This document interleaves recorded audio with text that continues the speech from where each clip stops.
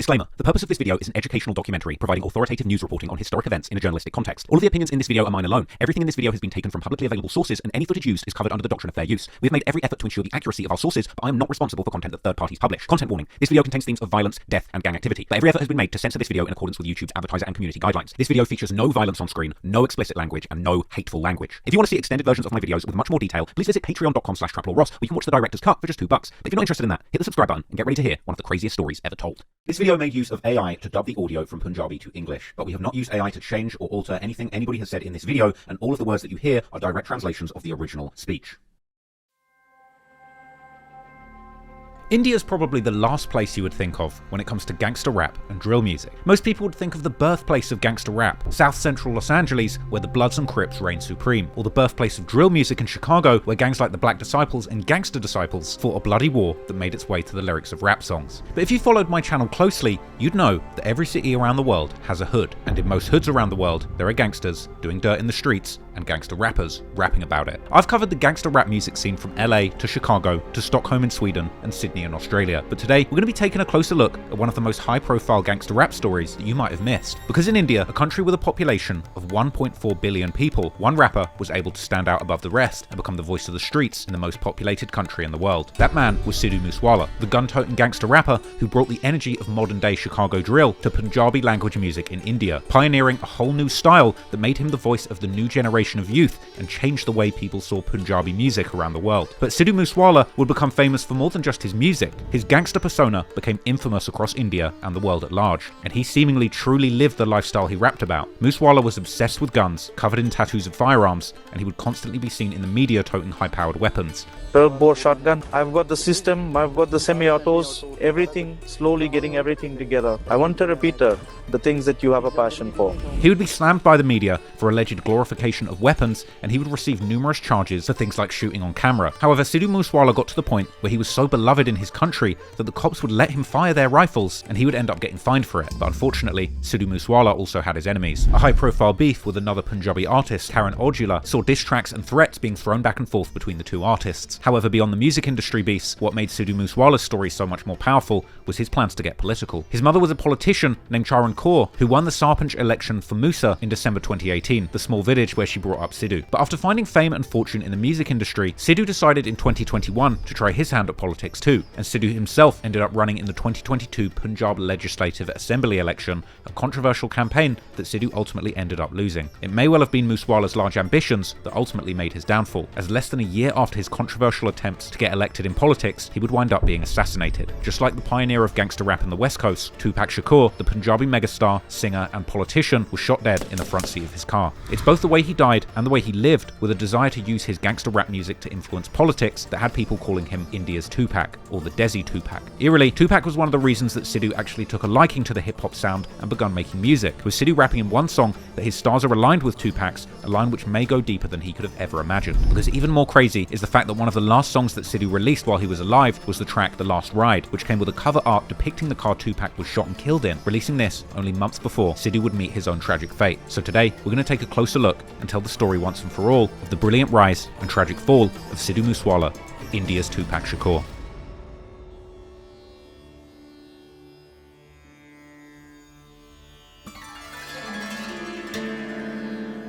People believe Sidhu MooseWala is very fond of guns. Yeah, that is true.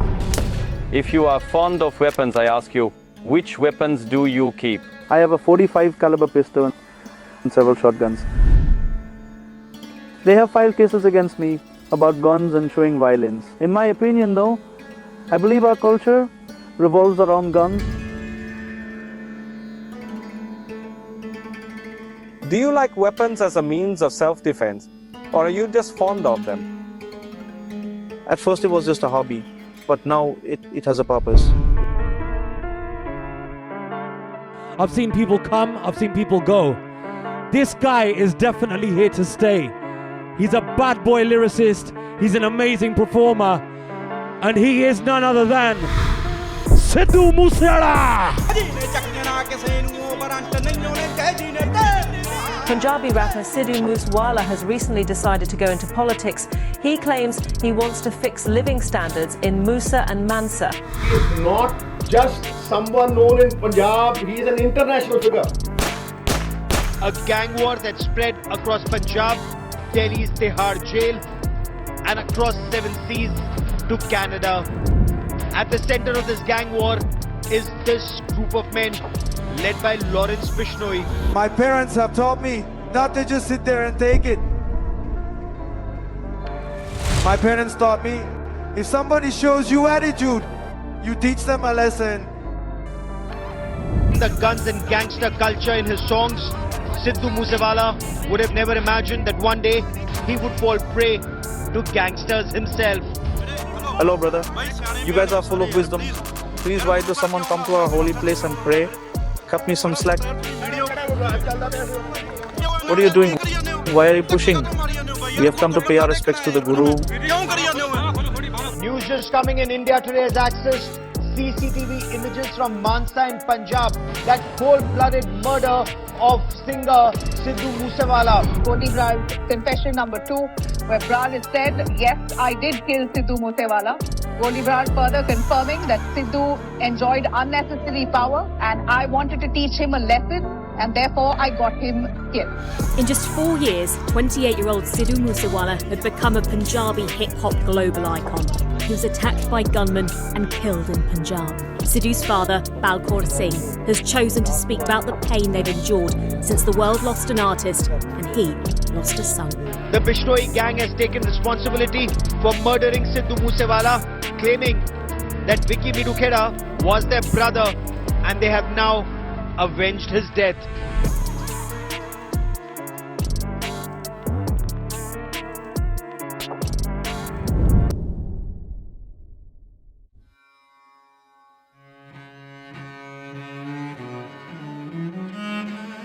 Sidhu MooseWala was born Shubdeep Singh Sindhu on the 11th of June 1993 in the village of Musa in the Mansa district of Punjab, India. The last name he adopted for rap, MooseWala, actually means that he belongs to the district of Musa, with Wala actually meaning belonging to, a practice commonly done by Bollywood stars looking for a stage name. Mansa is a rural district located in the Indian state of Punjab in northern India. The district is roughly triangular in shape and is bounded on the northwest by the Bathinda district, on the northeast by the Sangrur district, and on the south by the Haryana state. Mansa is well linked to other cities, particularly the Indian capital New Delhi, by an efficient rail and transport system, and the population of Mansa district stood at approximately 800,000 based on the 2011 census. But Sidhu's home village of Musa stands at a much smaller population of around just 4,000 people, with it being located just 10 kilometers south of the district's headquarters, Mansa City. Now, the last census was taken all the way back in 2011, and the government has delayed another census year after year. I mean, 1.4 billion people, how are you gonna keep track of those? But anyway, the Mansa region saw the arrival of the Aryans, Greeks, Persians, and Mughals, each of whom contributed to the region's cultural heritage. But being within the Punjab region, the most common heritage and religion among the Mansa district is Sikhism. In terms of religion, Mansa has a significant Sikh population of around 77.75% of the overall population there. And Sikhism is a monotheist religion believing in one god and general principles that lead to a good life, such as treating everyone equally, serving and protecting others, and removing the oppressive caste system out of India. Now, due to Sidhu's family and religious background, these Sikh principles were often carried into the topics of his music and his appearance, hence the turban or dastar that he wears to cover his uncut hair. One of the Sikh principles is understanding the importance of weaponry and the defense of others. The Sikhs famously carry the 5 Ks, one of which is a small sword known as a kirpan. The reason being that the sword can be drawn as a last resort in the face of any danger or to protect others. Essentially, Sikhs can be trusted by the general population to protect others if there's a chance of danger. And Sidhu's religious backgrounds and principles would explain a lot of the topics that he chose to include in his music, as Sidhu later explained exactly why he raps about weapons so much in his lyrics, an approach that ultimately attracted the attention of the law, with multiple gun cases being filed against him during his career. He would explain that his culture revolves around those 5 Ks, with the carrying of a weapon seemingly extending towards firearms. Sidhu would explain that he actually believes that guns are not the problem,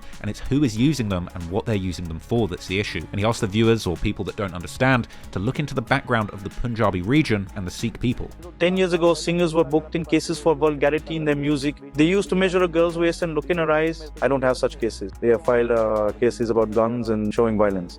Now it's back to the same thing. Everyone is entitled to their own opinion. My opinion is, you tell me, our culture revolves around guns. Revolves around Sri Saab. I'm going to ask you a question, and all my brothers watching.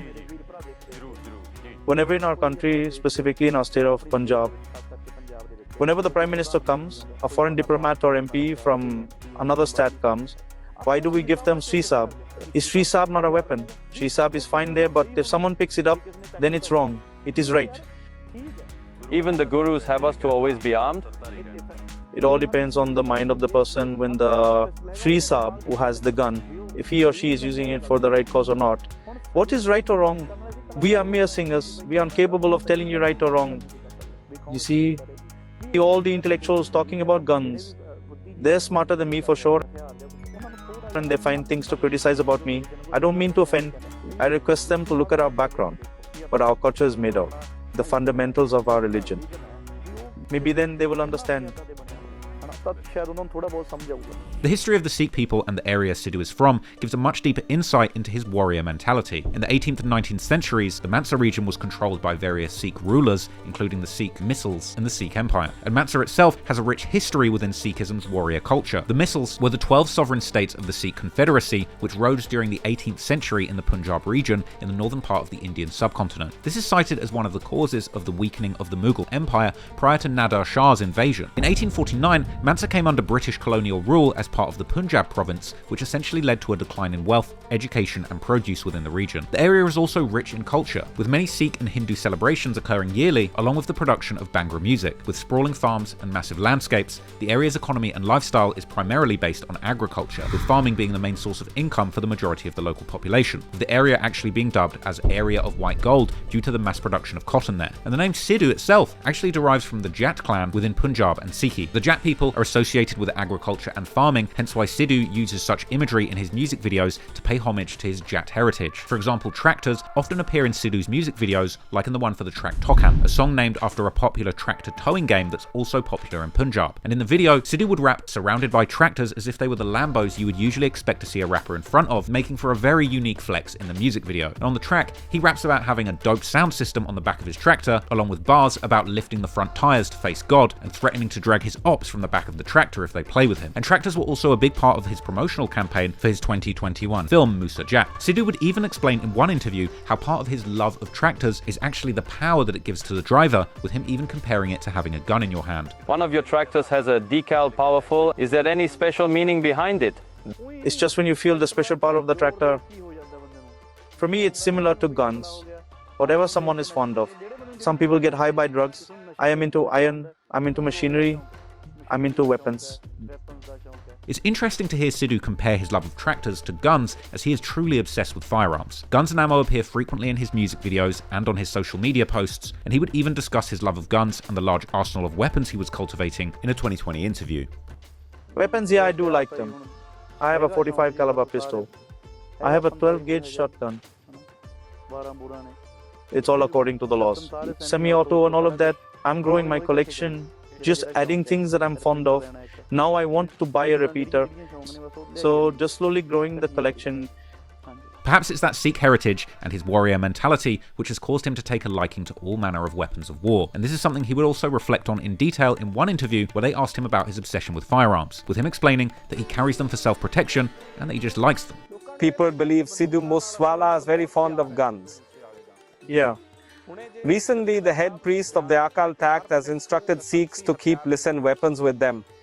Do you like weapons as a means of self-defense, or are you just fond of them? First, it was just for a hobby, but now it has a purpose. When you spend time in a profession, you start observing things. Like the saying goes, I did not ride the wedding's horse, but I have seen many people mounting it. Elsewhere, he would critique the demonization of weapons, emphasizing that weapons are indeed historically important for Sikhs, and explaining the importance of mental discipline over weapon regulation. They already knew that it was a requirement of the time to add knowledge of weapons to enlightenment. Mughals will torture us. Nadir Shah and Ahmed Shah will plunder us. Our gurus had the vision to think about this, and based on that, added weapons to our 5Ks of Khalsa.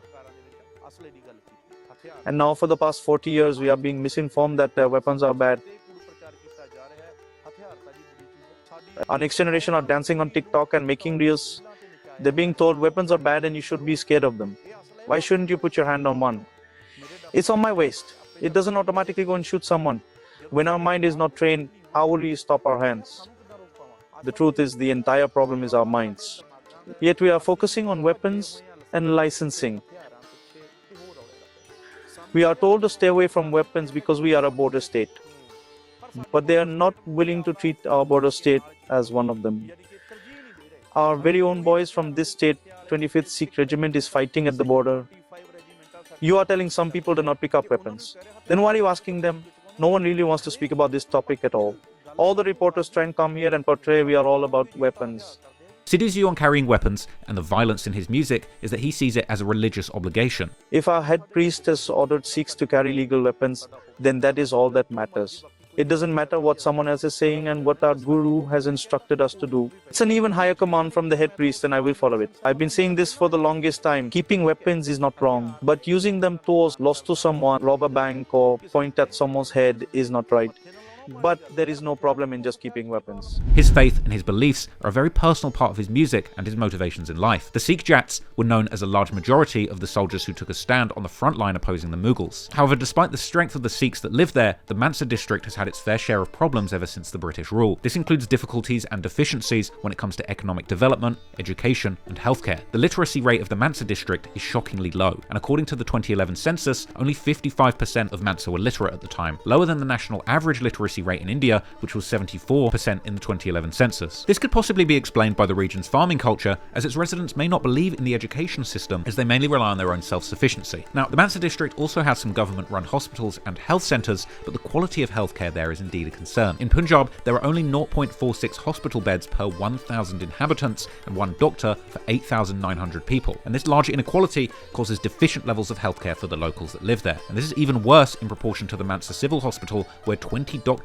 are expected to oversee 500 patients. The government has acknowledged these issues, but the progress there has been slow, and these are the challenging circumstances that Sidhu MooseWala grew up around. Clearly his religion, his native lands, and the principles he'd had instilled in him growing up had a huge influence on his path in life once he found his way. But before he found fame and fortune and decided to use politics in an effort to improve situations where he came from, Sidhu MooseWala's first love was music. From a young age, Sidhu cultivated a keen interest in music. He began singing in the 5th grade at his primary school and even managed to place number 2 in a singing competition. A lot of people, especially kids in countries outside of India, wanted to know when did Sidhu begin singing. I have been singing since the 5th grade. I took part in a singing competition and came 2nd place in the district. That was the beginning. Then I got to university and continued it. The rest is in front of you. What was your first song? First song I sang folklore. I sang folklore of Shahid Udham Singh and Baba Banda Bahadur. That's how I started. Then I did some folk songs for Bhangra. Did you learn music from someone? I did learn music from a lot of great artists. But I was not a classical singer. My teacher was from Ludhiana. His love for hip-hop started in the 6th grade when he was about 11 years old, with his favourite rapper being Tupac Shakur. He was also trained in music from his early years at the Harvinder Bittu Music Academy. Hello, I am Sidhu MooseWala, and I am here with my teacher, my father in music, everything. I have been learning at the academy and I'm here with everyone. And Sidhu would continue practicing his singing alongside his intense academic career, eventually pursuing electrical engineering at Guru Nanak Dev Ji Engineering College in Ludhiana, where he would graduate in 2016. Sidhu studied there for 5 years, and he would even take 1 extra year as he didn't want to leave the dorms because he was getting so much love from his fellow students. And it was here at the college that we can see one of the early examples of him singing and honing his skills as a performer.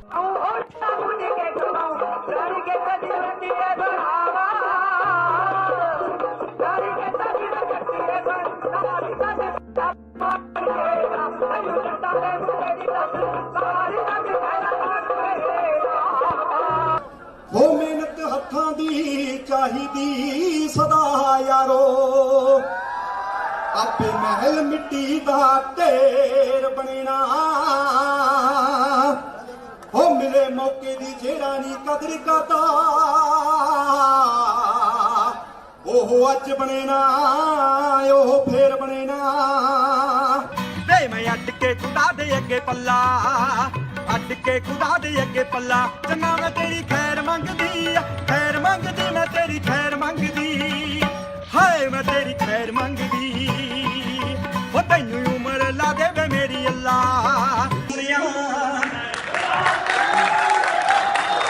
हो कागज बना ले कि तू जानी सुनिया वे साडा सकियां चो लीडरी अकाली सुनिया ਹਾਈ ਕੜੀ ਬੈਠੀਆਂ ਸਕੀਮ ਮੈਂ ਤਾਂ ਸਾਰੀ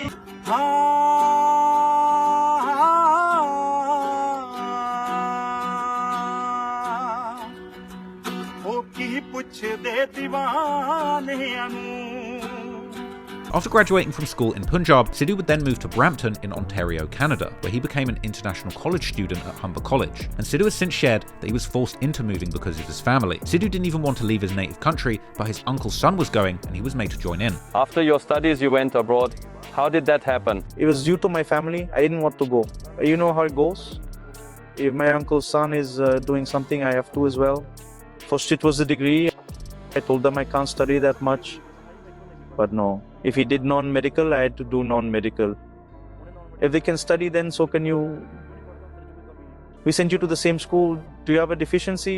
I used to think, where have I been placed? I somehow passed high school. For the non-medical and for the degree, I crammed up lessons a lot. I did my degree with honors. And then they asked me to do a proficiency test to go abroad. I did that whilst completing my degree and passed that one too. How many bands you score? 6.5 bands. I did it without any classes. My family would ask, how am I going to pass? I would tell them I am only responsible for taking the exam. The examiner chooses whether I pass or fail. Like they say, do the deed and don't worry about the fruit. I don't know how I passed. So we can say Sidhu is proficient in English? It's fine. I can get by. But during his stay in Canada, Sidhu would finally begin taking music seriously after being encouraged by his friends to produce songs after they heard him singing. ਹੋ ਜਾਵਾਂ ਸਦਕੇ ਮੈਂ ਤੇਰੇ ਜੱਟੀਏ ਤੂੰ ਜਿਹੜੇ ਜਿਹੜੇ ਨਾਲ ਵਾਰ ਕਰੇ ਨੀ ਜਿਹਦੇ ਹੱਥੋਂ ਨਾ ਸ਼ਿਕਾਰ ਕੋਈ ਬਚਿਆ ਕੋਈ ਉਸ ਜੱਟ ਦਾ ਸ਼ਿਕਾਰ ਕਰੇ ਨੀ ਹੋ ਜਿਹਦੀ ਲੈਣ ਤੋਂ ਤਲਾਸ਼ੀ ਵਾਂਮੇ ਡਰਦੇ ਤੂੰ ਉਹਨੂੰ ਅੱਖਾਂ ਨਾ ਫਿਰੇ ਫਰੋੜਦੀ ਨੀ ਤੂੰ ਉਹਦੇ ਨਾਲ ਮਲਾਵੇਂ ਅੱਖੀਆਂ ਲੰਗੇ ਮੌਤ ਵੀ ਨਾ ਜਿਹਦੇ ਕੋਲ ਦੀ ਨੀ ਤੂੰ ਉਹਦੇ ਨਾਲ ਮਲਾਵੇਂ ਅੱਖੀਆਂ ਲੰਗੇ ਮੌਤ ਵੀ ਨਾ ਜਿਹਦੇ ਕੋਲ ਦੀ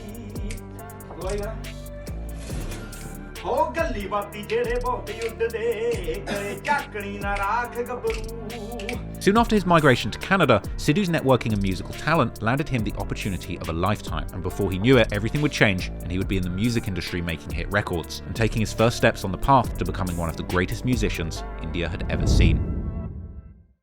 Before we go any further into the video, I just want to make a quick announcement. The Trap Law team is hiring. So if you want to get paid to sit on Reddit and do research about your favorite rappers all day, every day, then head on over to intelcartel.org and fill out the application form. I'm hoping that we got some real Reddit disciples out there that actually want to make some money, join the team, and help me make the magic happen. So intelcartel.org, go over there and apply, and hopefully see you soon.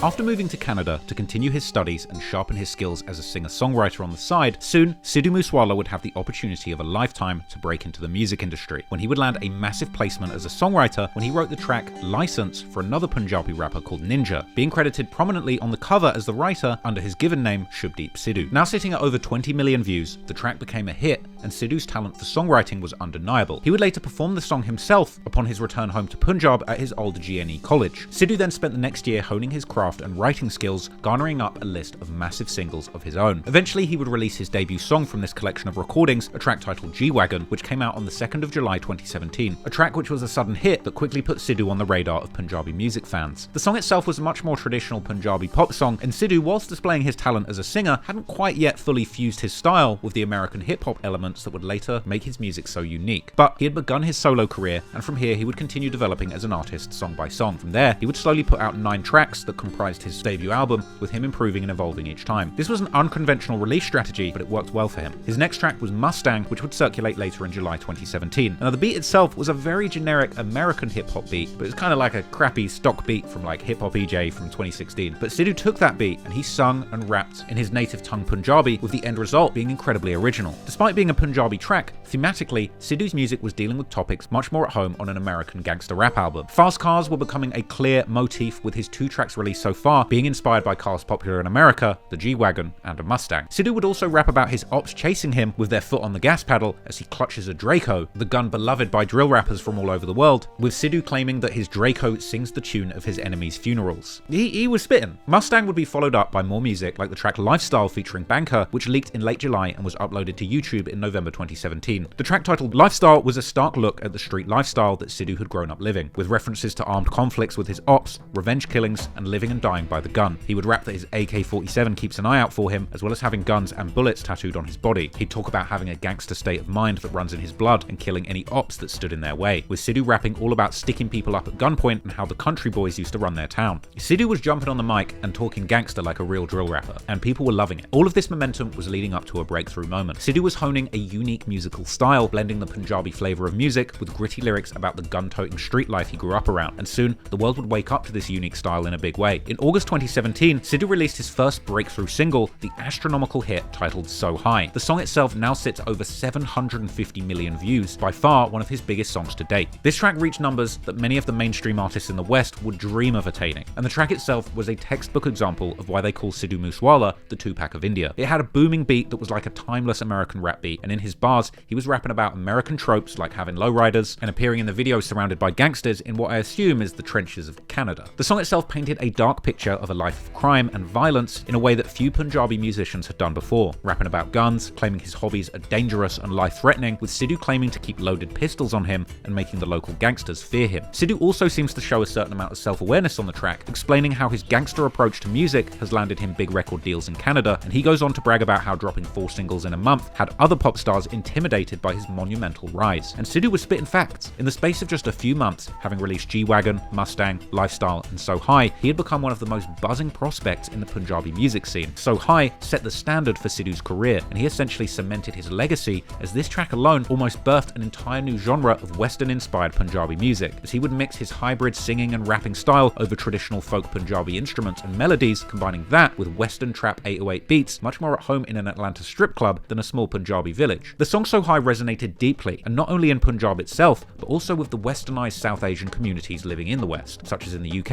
and particularly Canada, where Sidhu had studied. And Sidhu was seemingly a genius at blending this Western gangster rap culture with his native Punjabi elements, and he did it in a way that unlocked a new audience of over 1 billion people around the world. One great example of this actually occurred just 2 months after dropping his hit song So High, around the time of Atlanta rapper 21 Savage, who was going viral for his interview, where he famously described the tattoo on his forehead, saying, "It's a knife." What does the cross on your forehead signify? It's a knife.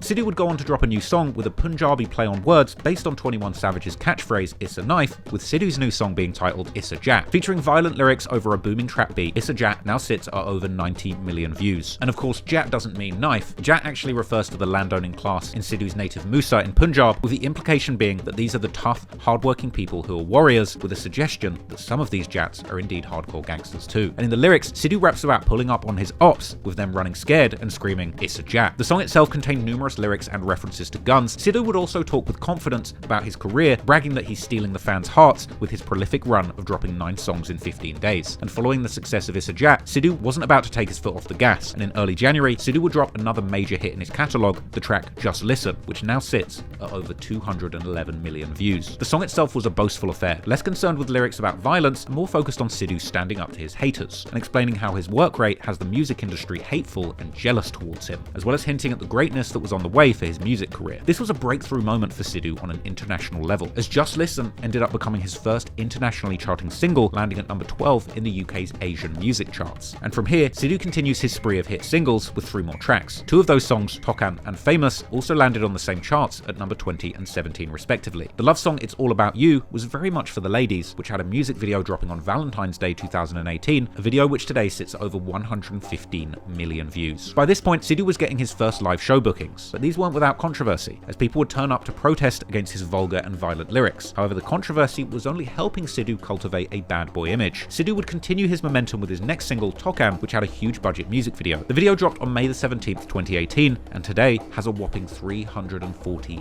million views. The tractor-themed video would pay homage to his farming roots, with the song's hook using a slick double entendre to threaten his ops with being dragged from the back of a tractor if they cross him. The song was a unique Punjabi spin on gangster rap that felt completely fresh and exciting. On the song, Sidhu would sing and chant in his native Punjabi tongue about having shooters on his team, doing this over another unique beat that blended those Punjabi melodies with American hip-hop 808 drum patterns, making for a certified banger that doesn't sound like anything else in the West. But even more interesting was the outro of the song, where Sidhu would deliver an uplifting message reminding his listeners of their revolutionary spirit, and warning the listener that the people he represents aren't the sweet-talking businessmen who like to be flashy, but actually the down-and-out jats who drive tractors and have short tempers. This was a kind of warning to the world that Sidhu is the leader and the voice of this working-class youth of jats who he represented with his music. It was deep stuff, borderline revolutionary, and one of the most striking reasons that Sidhu MooseWala has been compared with Tupac Shakur. Because beyond making great music that spoke the language of his generation, Tupac also used his music and profile as a platform to promote political messages of black empowerment. His music was intended to uplift and electrify his generation of inner-city youths in America, and that was perhaps what made Tupac so dangerous to the establishment. Sidhu's next banger was the appropriately titled track Famous. And the song itself was kind of Sidhu's own announcement to the world that he was indeed famous. It was one of those songs where a rapper goes from next up to actually up. By this point in his career, Sidhu had truly arrived, and in the song, he would rap about the fact that people now pay to meet him, and now he has haters burning with jealousy, as well as having losers trying to be famous by trying to fight with him. And this was all true, because by now, Sidhu MooseWala was a huge star. His next song, Dark Love, with a video released on July the 6th, 2018, today has an insane 177 million views. And this video depicted Sidhu as a kingpin executing his ops, as well as rapping about being a killer who fell in love and how his G-Wagon had been used in murders, suggesting that he's now got that same G-Wagon following a woman. Now, whether or not Sidhu MooseWala was actually arranging murders at this point is debatable, but what was true was the fact that since he became the hottest thing in Punjabi music, he had a lot of people pissed off, and in the midst of all of his musical output, a rivalry was brewing in the scene that had the potential to turn violent, and soon, fans who wanted to crown Sidhu MooseWala as India's Tupac might have just found their Biggie Smalls.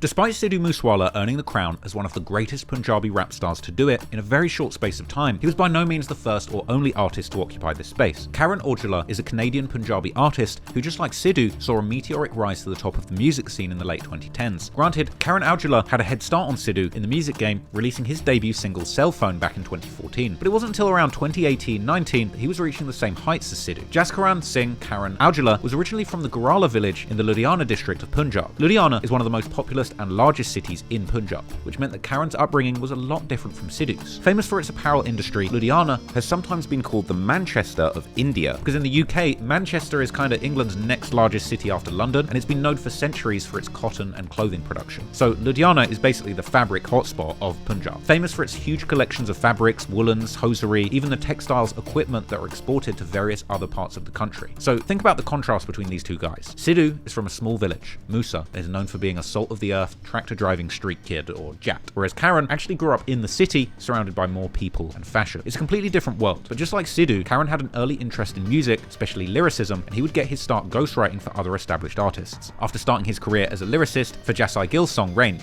As well as Gill, he was a ghostwriter for Mangat, Garan Kokri, and many other prominent artists in this space. However, again, just like Sidhu, after initial success and seeing his songwriting lead to hits, he would become a solo star in his own right, and his 2016 debut song, Property of Punjab, put him on the map musically. The video itself had some similar motifs to Sidhu's, like a tractor working in a field at the start of the video, but Karan walks from that tractor straight to a mansion surrounded by supercars, which kind of goes to show you, even from his debut song, he wanted to present the image of moving away from the fields of the working class to the flashy life of cars and mansions, kind of the opposite of what Sidhu MooseWala was trying to do, staying in touch with his working class roots and identifying proudly as a jat. From here, Karan Aujla would build up an incredible buzz in the Punjabi music scene, releasing track after track on an impeccable run that put him on the map very much in the same way as Sidhu when he started his career. Karan would drop tracks like the female-focused Yarian Shafiq, as well as a song called Unity, which also came with a West Coast hip-hop inspired video actually filmed in the hood of LA's Inglewood. From there, he dropped the party track Alcohol 2, a sequel to another collab he'd done called Alcohol, and Lafafe, the latter of which was reportedly a diss track aimed directly at Sidhu MooseWala. This song would come out in March 2018, but it turned out that their beef had apparently started behind the scenes back in 2017. The pair were apparently cordial together until sometime in 2017, a leaked video of Sidhu threatening Aujla would cause tensions between them to rise. According to Ellie Mangat, an artist whom both collaborated with, a video was leaked to Karan's management where Sidhu had been dissing Karan. This apparently caused back and forth violent threats between the two, and around this time, Karan released a new song called Up and Down, which he wrote for an artist called Deep Jandu. And the song included several lines which could be interpreted as disses towards Sidhu, hinting at being betrayed by a loser former friend and calling out somebody for acting like a lion but really being a snake. At this point, these were just little behind the scenes jabs, which music fans wouldn't have likely picked up on, but that would all change when Karan Aujla decided to drop his song Lafafe on the 15th of March 2018, a track which today sits around 30 million views and was the first public escalation in this beef. Lafafe translate to envelopes or polybags, a reference to somebody giving bribes to get ahead, with this potentially being a sneak diss at Sidhu, suggesting that he actually paid to get ahead in the music industry, portraying him as some kind of industry plant, as well perhaps a way of dragging Sidhu's supposed future ambitions in politics by kind of labeling him as corrupt, with the hook of the song basically saying that they will burn the envelopes that Sidhu used to get ahead. But things would go much deeper than just the title, as many lyrics on the track appeared to take subliminal shots at Sidhu directly. The song begins with a sample of Sidhu singing the lyrics of Sanam Bular, the other artist featured on this diss track, so kind of calling Sidhu a fan, with Sanam Bular then dissing Sidhu, calling him a fake gangbanger, as well as mentioning people imitating Tupac, who famously was indeed one of Sidhu's biggest influences, as he would claim that he would beat the Tupac imitators with hockey sticks. He would then lean into the tough guy persona on this track, rapping about having goons in his crew and saying that half of his friends are in jail and the rest are on the run. Karan Aujla then begins his verse, taking shots at Sidhu, calling him a fake gangster who looks up the names of guns for his songs on Google. He would call out his haters and say that his ops envy him and he loves making them mad. Now, this track was a major provocation, and at this point the beef was publicly frying. When Lafafe dropped in March 2018, Sidhu was still on an impeccable run of dropping music, so he wouldn't officially respond to the track for a few months until after he released his latest hit song, Dark Love, in July 2018. But then, later that same month, after dropping that mainstream hit, Sidhu would get on Demon Time and prepare his response to Karan Aujla. He would then unofficially drop his response, Warning Shots, on the 20th of July 2018. The song features a frequent collaborator of Sidhu's, Sonny Moulton, and on the track, Sidhu directly responds to Lafafe and says that he actually made it to the top off the back of his hard work, rather than through envelopes or polybags that were mentioned on the diss song. He would then claim that Karan Aujla makes music only when he's smoking weed, and that the weed has ruined his ability to see that Sidhu is clearly better at rapping. Sidhu then references the leaks that surfaced online that caused this beef, saying that his unreleased leaks are better than Karan's official drops. Sonny Moulton then takes shots at Karan Aujla on his verse, questioning his street credibility and saying that he's not about that life. He then invites Karan to Brampton in Canada to show him a real gang block where they actually kill people. He'd even threatened to shoot, rapping that his gun loves smoking and that he wants to take it to Amsterdam. Sonny then rebuts the lyrics that were mocking Sidhu for being inspired by Tupac, saying that his ops are fans and they plan to ride on their ops just like Tupac did on Hit 'Em Up. Sidhu then directly mocks Karan Aujla and Sanam Bular by referring to the music video for Lafafe, mentioning the scene where they show them beating up a group of men with hockey sticks, with Sidhu claiming to have made the guys in the videos with the sticks move with just one phone call, perhaps hinting that he can make a call and have real demons with hockey sticks pull up, or he might be saying that he called those specific people after seeing them in the video and pressed them. Next, Sidhu denies learning about guns that he raps about from the internet, saying that he always stays armed, and claiming that he has the heart to shoot and get shot at, something that's eerily prophetic, as it was reported that Sidhu was actually the only man to shoot back at his attackers on the day that he was killed. Then Sidhu references the Up and Down song that Aujla wrote, saying that this song is a direct response, and that's followed by Sidhu claiming that he will check anybody who disses him. Now, this track was a major response and set the Indian music scene on fire. Fans would comment how this beat had catapulted both artists at the time and sparked far more interest in the Punjabi music scene than ever before. For now, other than threats sent back and forth between camps, this beef stayed primarily in music. However, it did create a large divide between both fan bases and caused a lot of fans to pick a side. Many discussions over who was the better artist would take place after this beef popped off publicly, with most people clearly choosing Sidhu MooseWala as the better artist and the winner of the beef. But at this point, these two artists were huge in the scene. Essentially, this beef would be like the current Kendrick Lamar versus Drake beef, but for the Punjabi scene. And naturally, this brought a whole lot of extra clout and attention to both artists. And Sidhu's next move off the momentum of this beef was about to be huge, because on the 18th of October 2018, Sidhu MooseWala released his first full-length album, PBX1, and he did it with the support of T-Series, India's biggest music label, and at one time PewDiePie's biggest op. Now, the cover art of PBX1 perfectly encapsulated Sidhu's unique style. He'd be crouching on the front cover, rocking his turban, but with Western clothes in front of an American lowrider. This was the quintessential gangster rap for a Punjabi audience, and a completely unique and authentic look at the modern-day globalized popularized Indian youth culture. Now, the production on this tape is much more focused on the American trap-style drums that match Sidhu's aggressive singing and lyrical content, but it still maintains that authentic Punjabi culture in the vocals and the melodies that make the project feel completely unique and fresh if you normally listen to Western gangster rap. Now, the project PBX1 resonated with Indians all over the world and was a huge success, with this generally being considered a classic album in the Punjabi rap world. It hit #1 on iTunes for Indian pop music, and it hit number 66 on Billboard's Canadian albums chart. This project went down as one of the great Punjabi projects and arguably is Sidhu's best work. At this point, he was cemented as a megastar in the Punjabi and especially Sikh communities. He was beloved in India and by Indians around the world, and he would even begin to tour internationally off the back of So High and PBX1's success. But it wasn't just Sidhu capitalizing on the momentum of this beef. That same month, Karan Aujla would begin dropping a string of hit songs that really saw him break into the next level of the Punjabi music scene. In October of 2018, just 2 days after PBX1 released, Karan Aujla dropped Don't Worry, which today has over 180 million views on YouTube. A track where he continued to lean into the gangster image that he'd been cultivating in his back and forths with Sidhu. And in the lyrics, he would hint towards using guns and threatening to kill anyone who looks at his girl. There'd even be a verse from a woman kind of playing the role of his girl, where she sings about being scared to tell him about her problems because he squeezes people like lemons. This kind of gangster love track sort of painted Karan Aujla as sort of the Ja Rule to Sidhu MooseWala's 50 Cent, with Sidhu kind of presenting the more authentic gangster image and sound in his music. And Karan Aujla would follow up with another hit song in February 2019 called Don't Look, which now has over 170 million views on YouTube. Another track where he got tough on the mic, rapping about catching bodies and people dying after going up against them, as well as there being hits on him. The track also had an American-themed music video with plenty of lowriders bouncing through the scene, and the beat even had a little G-funk vibe to it, but overall was sounding a lot more dated than MooseWala's modern rap-inspired Punjabi anthems. But elsewhere on the song, Karan would hint towards his beef with Sidhu, rapping about not getting along with artists. But he too was on a legendary run that would continue until the end of 2019, with his next hit dropping on the 3rd of December, Cheetah Kurta, which translates to white tunic, a traditional ethnic clothing of Punjab, which Sidhu too can be often seen wearing. Now, this song has almost 300 million views, and even some of the biggest rappers in the West struggle to get these kind of numbers. And to this day, it's rare to see a Karan Aujla track that doesn't explode internationally, and his most recent song, Nothing Lasts, managed to rack up 20 million views in just its first month. Sidhu had already gone on the run of a lifetime and cemented himself as a pioneering legend of Punjabi rap. But off the back of the beef with Sidhu in the year that followed, in many ways, Karan Aujla kind of caught up with him, cementing his own legacy with a string of hits garnering hundreds of millions of views. And despite the animosity between them, the beef had actually done wonders for their careers and images. However, in 2019, it would be a huge year for Sidhu too, but for reasons more than just music. Because just like Tupac Shakur, who he'd modelled himself on, Sidhu had ambitions beyond rap. With a revolutionary spirit and hundreds of millions of followers watching his every move, Sidhu would soon hatch a plan to try and create an impact that was much bigger than music. And so in 2019, Sidhu MooseWala decided to make his rap lyrics much more political, casting his eye to the world of politics as he started using his music as a plan to get into the halls of power and try and make changes in his country and community. But the only problem is, not everyone would be happy about this hotshot celebrity rapper getting political. Unfortunately for Sidhu MooseWala, getting into politics and dissing the government meant he would soon attract the attention of the most powerful people in the country, who weren't about to let a young upstart seize control of the culture. Before you knew it, Sidhu would be going to war with the politicians and fighting a battle that might be impossible to win.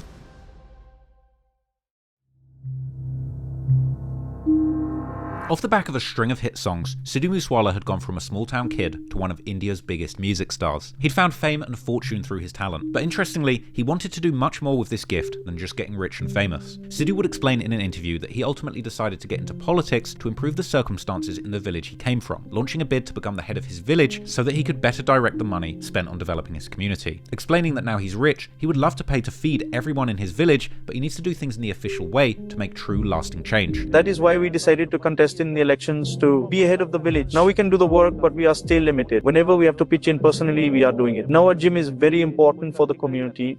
People say there are other big villages in different districts. Some say Sidhu only cares for his own village.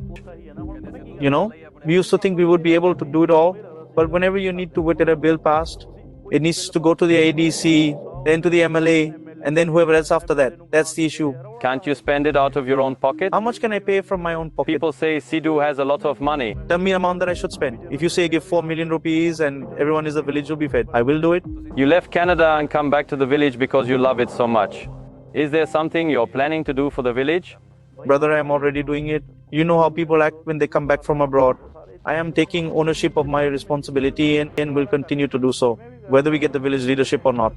So you would always keep working towards the development of your village? Yes, always. Yes, Sidhu had become famous recording music in Canada, but he wanted to come back to his humble village of Musa to try and make things better. And while it would be a few years before Sidhu would really immerse himself into politics, his political career started when he began campaigning on behalf of his mother, Karan, who was contesting for the post of Sarpanch, or president, at Musa village in the Mansa district. Sidhu would use his fame and notoriety to bring out fans and spread word of the campaign for his mother, and Sidhu was praised for attending the local campaigns regardless of his superstar reputation. He was credited by the Indian News for wearing his casual attire and remaining humble when supporting his mother, and the village would praise Sidhu for being humble enough to join them in person despite being a megastar at this point. Sidhu had shared the proposals for his mother's candidacy, including her plans to improve Musa with improvements to drinking water and sewerage in the village, and the family also agreed to take a harsh stance on the distribution of drugs within the local area, as in recent years, Punjab has been suffering through an opium epidemic which has resulted in many farms being ruined and families being subject to severe poverty, with stories of boys as young as 12 years old pushing drugs in the streets of the Punjab. And there's no lack of supply,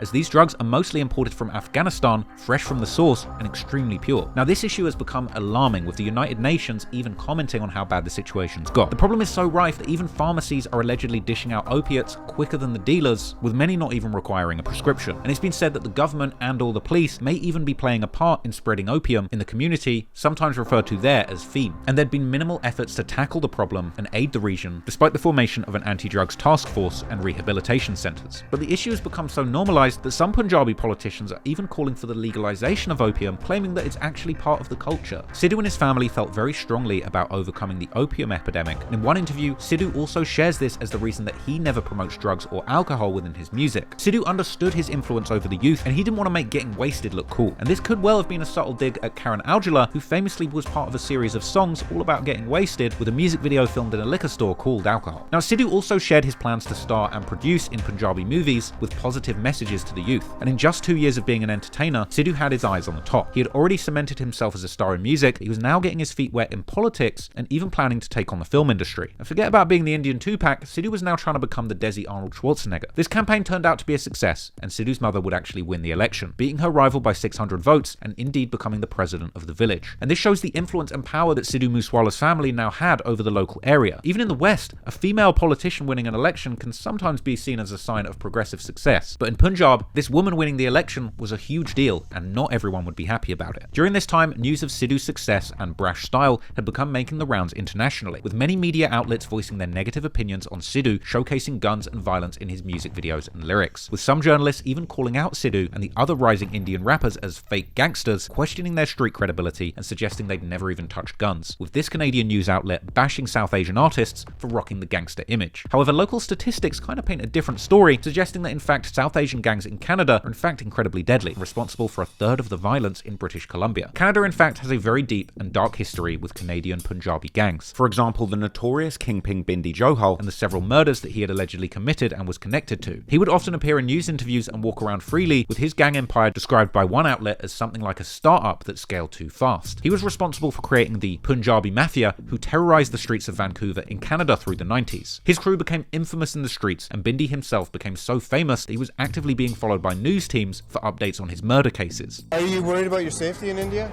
I never worry about my safety. My safety is no problem. And what about the shootings last night?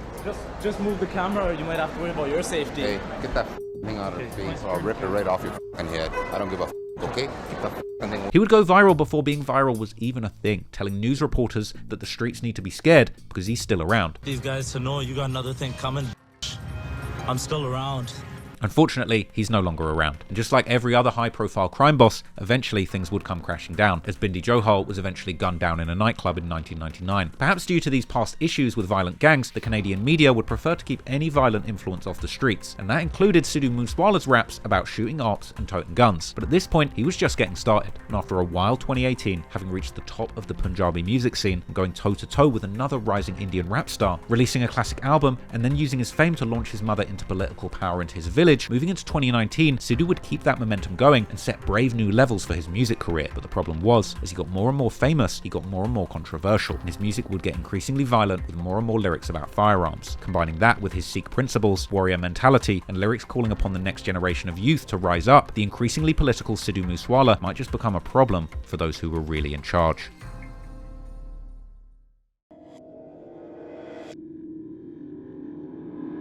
After going toe-to-toe with fellow Punjabi rap star Karan Aujla, Sidhu MooseWala released his classic debut album PBX1. The project spawned 3 main singles: Jat Da Muqabala, which came out soon after the album, that had a hook essentially calling out his competition and sneak dissing Karan Aujla. It would also have violent lyrics where he began to hint deeper at his street activity, rapping that he could be found at crime scenes and saying that he doesn't drink alcohol but he does play with guns. And he would rap about how big stars are scared of him since he came in the industry and how his ops run from him, as well as saying that his ops get jealous when they see him driving his G-Wagon, and ending the video with a message saying jealousy and success don't go together. Now, this song is an absolute banger. I've had this one on repeat since I found it. I just love the way that the beat and the melody kind of flow with his lyrics. It sort of reminds me of like a Punjabi version of French Montana's Shot Caller. Go and give it a listen. But anyway, on the track, Sidhu was sending boastful messages to his enemies, and the theme of playing gangster on the mic would continue into his next single titled Bad Fella, another certified hit that has 145 million views to date. This was another American-inspired beat where a lowrider is seen crawling through the city. But despite the influence from American gangster rap, the song itself would actually pay homage to the Canadian gangsters in Brampton, as Sidhu raps through the hook about having foreign gangsters all around him when he chills in the gang-related blocks of Brampton. And Sidhu rapped about having guns on him, shooting up trap houses, all while seemingly holding a police officer hostage. And he goes on to disrespect the police extensively on the track, rapping about how the police are following him and his crew and promising to destroy anyone in his way, saying that he can get to anybody and that his enemies are expensive, all while holding a rifle and saying that he will kill his enemies, and saying that he solves his problems with bullets. Now, this is also one of the first songs where Sidhu would actually begin his habit of speaking about his own death, as he raps that he knows he won't live long. Perhaps he didn't know it yet, but Sidhu would go on to refer to his own death frequently, and arguably spoke it into existence in his music. Now, Bad Fellas was one of his most violent songs so far, and not everyone was feeling it. Soon after the video released, an NYPD officer of Punjabi heritage would release a video criticizing Sidhu for his violent lyrics and visuals, and for not respecting the police in the video, particularly the scene where he cuffs a police officer and has him slumped on his knees.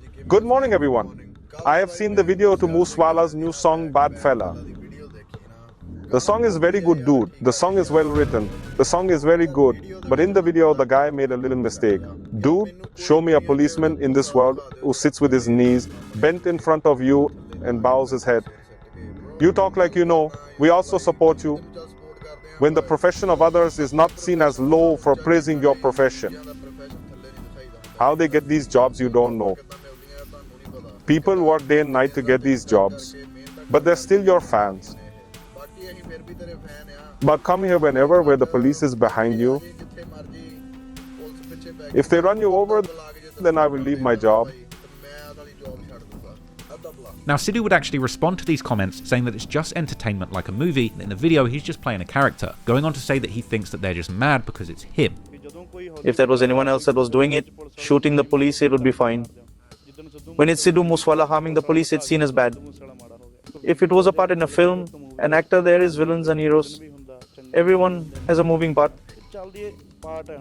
Perhaps the controversy caused Sidhu to change his ways, at least momentarily, as his next release would be the January 2019 track I'm Better Now, this time opting to tone down the violence, releasing a much more female-focused love song. This is a breakup song essentially told from a female perspective. Interestingly, this song was kind of a moderate success to Sidhu's standards, garnering over 55 million views to date. Good numbers for any artist, but Sidhu's somebody that can put up hundreds of millions of views on the right song. But from this run of singles, Bad Fella, the most violent of the tracks released so far, was the biggest success. Clearly, fans wanted the violent gangster rap from Sidhu MooseWala, and he would continue giving them what they wanted. In February 2019, Sidhu would release again, and it would end up being another huge hit, this time choosing producers who created a much more digestible sound for the Western countries, similar to his second hit single, So High. On the 26th of February 2019, Sidhu released possibly his best single to date, the track Legend, produced by The Kid, and the song features a West Coast style beat, continuing to lean into Sidhu's influence from Tupac and the G-Funk music style from California, but this song has almost 250 million views, and it was the first official release that Sidhu chose to put out on his own channel rather than on the giant label T-Series' platform. And the song itself would apparently be released independently, meaning that financially Sidhu would be having a lot more to gain from his music from here on out. The song itself was once again concerned with his beefs and conflicts, and Sidhu opens the song saying that he has conflicts with countless people, followed by him once again eerily foreshadowing an early death, rapping that he knows his breaths are very limited, and going on to rap that even at such a young age, he's already considered a legend at this point at just age 25. And on the track, there would be plenty of gun talk too, with Sidhu boasting that he has a licensed firearm firearm, even referring to the gun as his girlfriend. And in the next verse, Sidhu takes further shots at Karan Aujla, addressing the social media shots that were fired at him, saying that in real life they would not touch a hair on his head. He then references an interview where Aujla praised Sidhu's musical talent, claiming that silently Aujla is a fan. Sidhu then again mentions how his time here is limited, creepily somehow knowing at this point that his life was indeed in its last moments, and how his photo will be spread with breaking news as if Sidhu already knew what would happen after his eventual fate. The bridge of the song then samples a notorious B.I.G. verse, again showing Sidhu's influence from that 90s golden age of hip-hop. Sidhu would then enter the third verse mentioning how his lyrics will live forever and how one of his songs is equal to a dozen of his competitors. During this time, Sidhu was really starting to break into the mainstream, becoming a titan in the Punjabi music industry. And even though he only had one full-length project to his name at this point, the number of views and streams on his singles cemented these as generational hits in India. Just like the song said, he was now a legend of the game at only 25, and he would continue this once-of-a-lifetime run, releasing hit after hit. Next was the love song Chosen, which now sits over 80 million views, followed by another street track called Outlaw that today sits over 58 million views. And Outlaw portrayed Sidhu like a real mob boss, calling his ops and telling them the exact time that he would be having them killed, and saying that he could have anyone kidnapped at any time. And the video featured a whole bunch of high-powered weapons, with Sidhu throwing the rifle to his hitters and taking out an op personally. And in the lyrics, Sidhu is claiming to have a large group of shooters and saying that you can't ever kill his whole gang, and that messing with his crew will lead to your certain death. He raps that his gang is out all night doing crimes, and they wear their accusations like medals, and that the things they have to do in the streets get the government talking. A bold and interesting lyric, considering there had already been outcry about violent lyrics and promoting firearms against Sidhu and other Punjabi artists all through 2018 and 19. Anyway, on the track, Sidhu would also once again meditate on his own impending death, rapping that any moment could be their last. In April, he would drop his next track, East Side Flow, which now sits over 158 million views. And this was another American-themed track with a video decked out in lowriders and of course Sidhu's beloved Mercedes G-Wagon. At one point, he even hid a headline in the video, which was a Times of India article discussing Punjabi on Punjabi violence in Brampton in Canada. Now, this was an article that reported on apparent violent clashes between Punjabi groups on a Brampton college campus, amid suggestions that Indian gangsters were moving to Canada under the guise of studying, but then getting in the streets. Elsewhere in the East Side Flow video, Sidhu would also show a thumbnail from a YouTube channel called Savera Star Talks, who had dropped a video about him. Now, this YouTube channel actually reports extensively on the Punjabi rap scene and has made dozens of videos about Sidhu, regularly keeping track of any times the police have spoken out against him or any times that he clapped back, as well as having interviewed him personally at his home, where in one clip he actually asked Sidhu about the rising prominence of firearms in Punjabi culture, with Sidhu explaining that the wider culture dictates what everybody wears, eats and does, explaining that there's a time for everything, I guess including guns. He would also point out that there were times in the 80s and 90s where people got very active in the streets, suggesting that this is more to do with what's happening in wider society rather than the musicians making everyone violent with their songs. Controversy has arisen and caused discussions. Some came from South India and claim that people want to start speaking Punjabi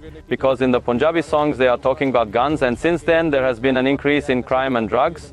What does Sidhu MooseWala think of this? First of all, we ask those who talk about culture, what is the definition of culture? What is culture? What kind of clothes someone wears? It changes in time. The way a person eats, behaves, the culture that a person has in the surrounding environment. That's the culture. The 80s and 90s were the time when there was a talk of getting up and burning. Expensive cars were not available then. It used to be a matter of getting up and going. And when there was such atmosphere, you talk with that calculation.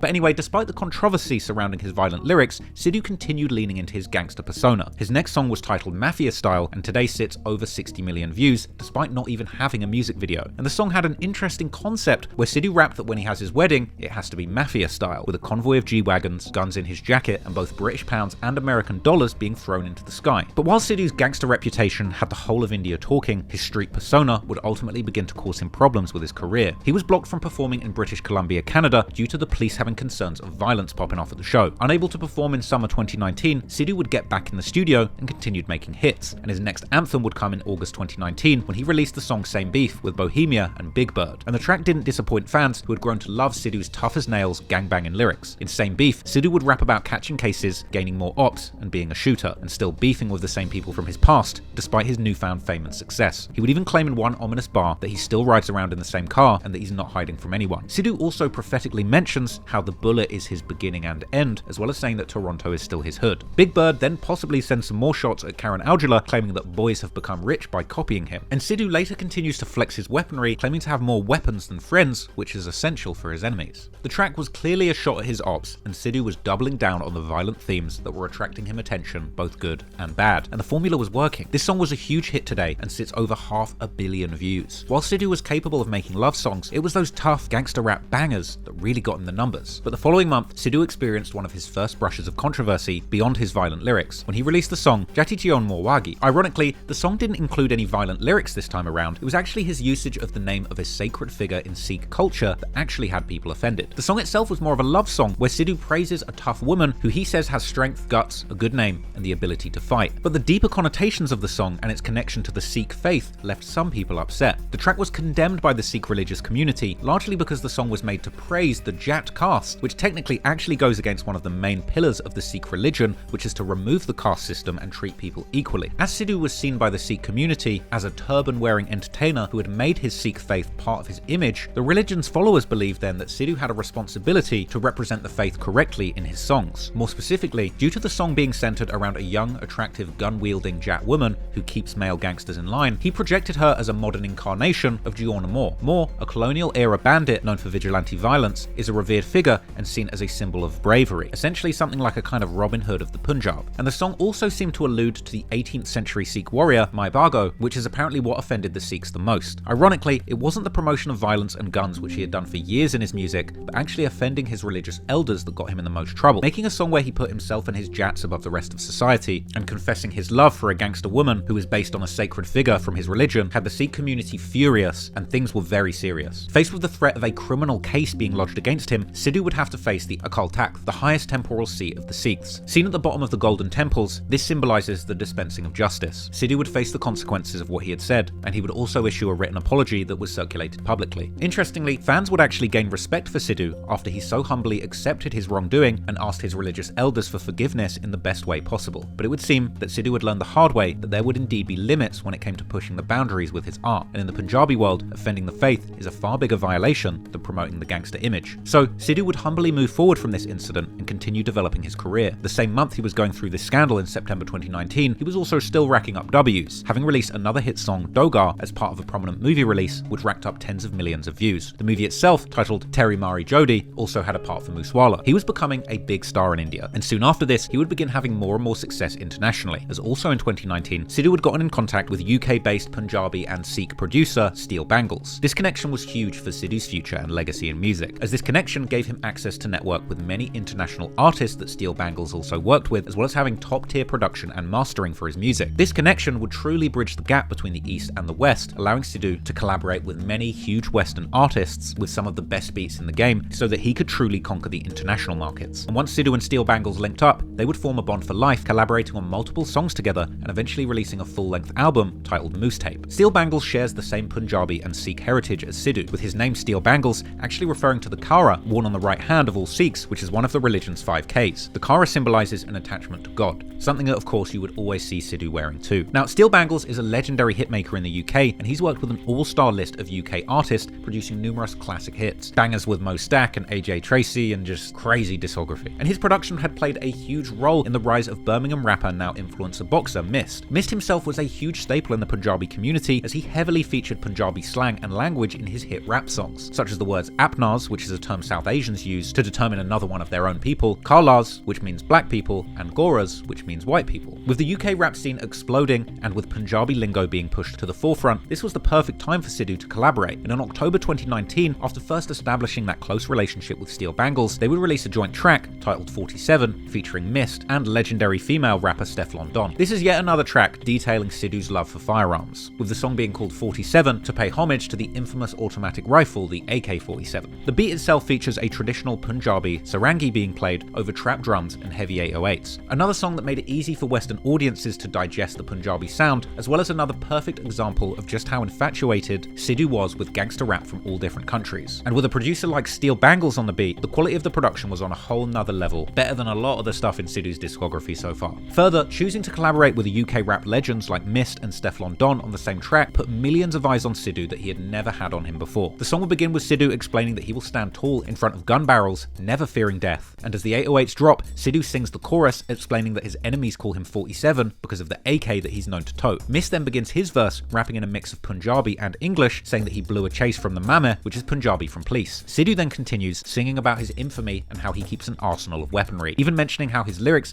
have shot down his enemies, eventually ruining their careers.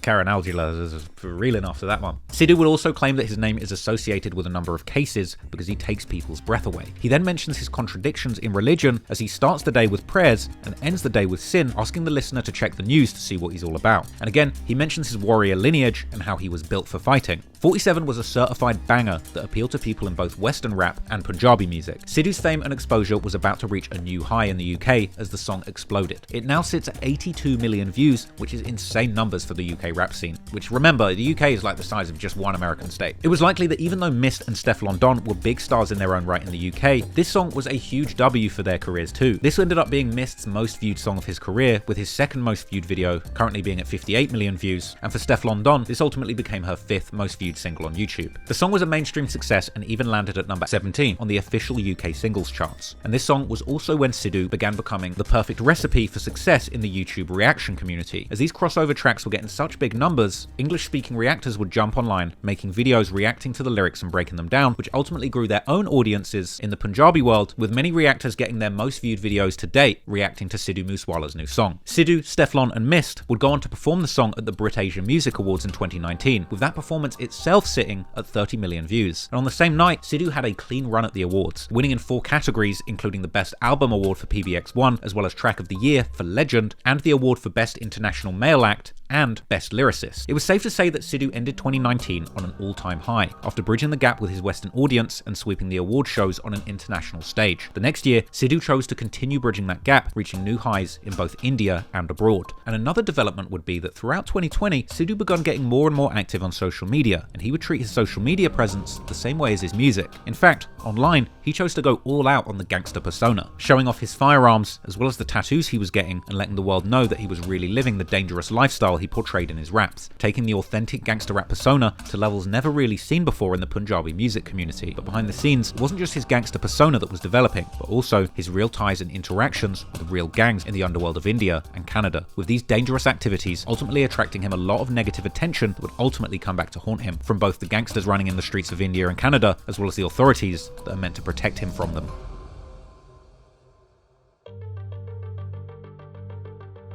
By December of 2019, Sidhu MooseWala had taken the crown of India's most buzzing gangster rapper. He had blended the sounds of America's rap anthems with the melodies and cadence of his native Punjabi music, and in the process became one of the most watched stars in the country. He wanted to be India's Tupac, and at this point, all eyes were truly on him. And interestingly, when he decided to get active on social media at the end of 2019 and into 2020, he would truly be living that thug life. He'd been posing pictures like this one, holding what seems to be a 9mm Beretta handgun. As Sidhu explained in early interviews, he was obsessed with powerful steel, whether it's firearms or tractors. And Sidhu would use his Instagram to post all manner of powerful steel. In another picture posted up on Insta, he would show off a new tractor with a Thug Life decal and a caption where he claims to have been around death. But it would be much more than guns and tractors. What sort of gangster rapper would he be without posting some flashy lifestyle pics to show off that he was surrounded by money and luxury? And moving into February 2020, Sidhu would post up next to a Bugatti Veyron with a caption paying homage to Tupac, referring to a rose that grew from the concrete. Sidhu was clearly having a good year and living the good life. His 2020 kicked off with a bang, appearing as a feature on Prem Dillon's track Old School, which racked up a ridiculous 320 million views. It came with brash bars about having to put in work on the streets and the police being onto him. He would shout out which guns he's got in his arsenal, rapping that he likes guns more than girls, and he would drop electrifying bars about having single-handedly brought in a revolution with his music, and celebrating his quick come-up, bragging that he's won the world in just 2 years. That track would be followed by Tibian Dapat, which today sits at over 240 million views. Interestingly, this track actually featured English subtitles hard-coded onto the video, a major signal that Sidhu was trying to broaden his appeal to an international audience in a way that he'd never done before. And interestingly, this song was leaning heavily into the revolutionary theme. The song featured a lot of lyrics alluding to the strength of people in Musa and the Jat's willingness to fight authority, as well as the poor conditions where he's from. Now, the video itself features firearms and military vehicles, the latter of which is something that MooseWala wouldn't normally put in his videos, usually opting to show off things like tractors or Range Rovers or G-Wagons. The video also featured a poster from his mother's election campaign, and he raps in the hook about the youth of major cities being crazy about him, and the chorus of of the song is basically him saying to envy the Jats is fatal, all while he's being portrayed as a sort of head of the village surrounded by armed guards. And he goes on to rap about having to say bad things and do bad and be surrounded by goons just to get where he is in life. He would also diss the Western entertainment industry, saying the black and white freaks in Hollywood are watching him and copying his moves, even calling out Westerners for doing reactions to his songs. But most interestingly, he would end the track with a powerful message, saying that he doesn't belong to a noble family and he doesn't have any grandeur to his name, saying that he's just a humble village kid, but despite that, he has powerful people scared of him, and saying that the words from his pen sting people like poison. This was Sidhu's most political song yet, and it really spoke in the revolutionary tone that he'd built up over the years, but this was his most pointed political message by far. And the song resonated amongst the people. It landed at the number 8 spot on Apple's Top 100 India charts. No doubt this was Sidhu honestly reflecting on the feathers that he had ruffled behind the scenes, but he was showing no signs of letting up. In May 2020, Sidhu chose to release his next full-length project, the aptly titled album Snitches Get Stitches. The album received mixed reviews from critics and the public, largely because it was a compilation of mostly unreleased tracks from SoundCloud or songs that had previously leaked online. So he was criticised by fans and critics for a lack of new music, but it turned out that things were much more complicated behind the scenes. Sidhu had wanted to go independent with his music. He was already releasing songs on his own YouTube channel after seemingly leaving a deal with T-Series behind. Allegedly, the Snitches Get Stitches mixtape was a hurried release that happened suddenly amid a disagreement between the Brown Boys record label headed up by Big Bird, who had produced many of Sidhu's early hits, including his biggest song, So High. Things had turned bitter in the group amid a dispute about the song My Block, which was produced by Big Bird. But anyway, following his breakup from the Brown Boys, Sidhu became his own boss and formed his very own record label in August 2020, and he named it 5911 Records, after the famous tractor, which is heavily sought after in the Jat community. But sadly, 5911 Records was formed in the midst of turmoil for Sidhu's career, as Sidhu's love of firearms had gotten him into serious trouble again throughout the summer of 2020, this time being charged with numerous gun offences. The first of these cases was filed on May the 4th after a video was released of Sidhu firing an AK-47, which went viral soon after its release.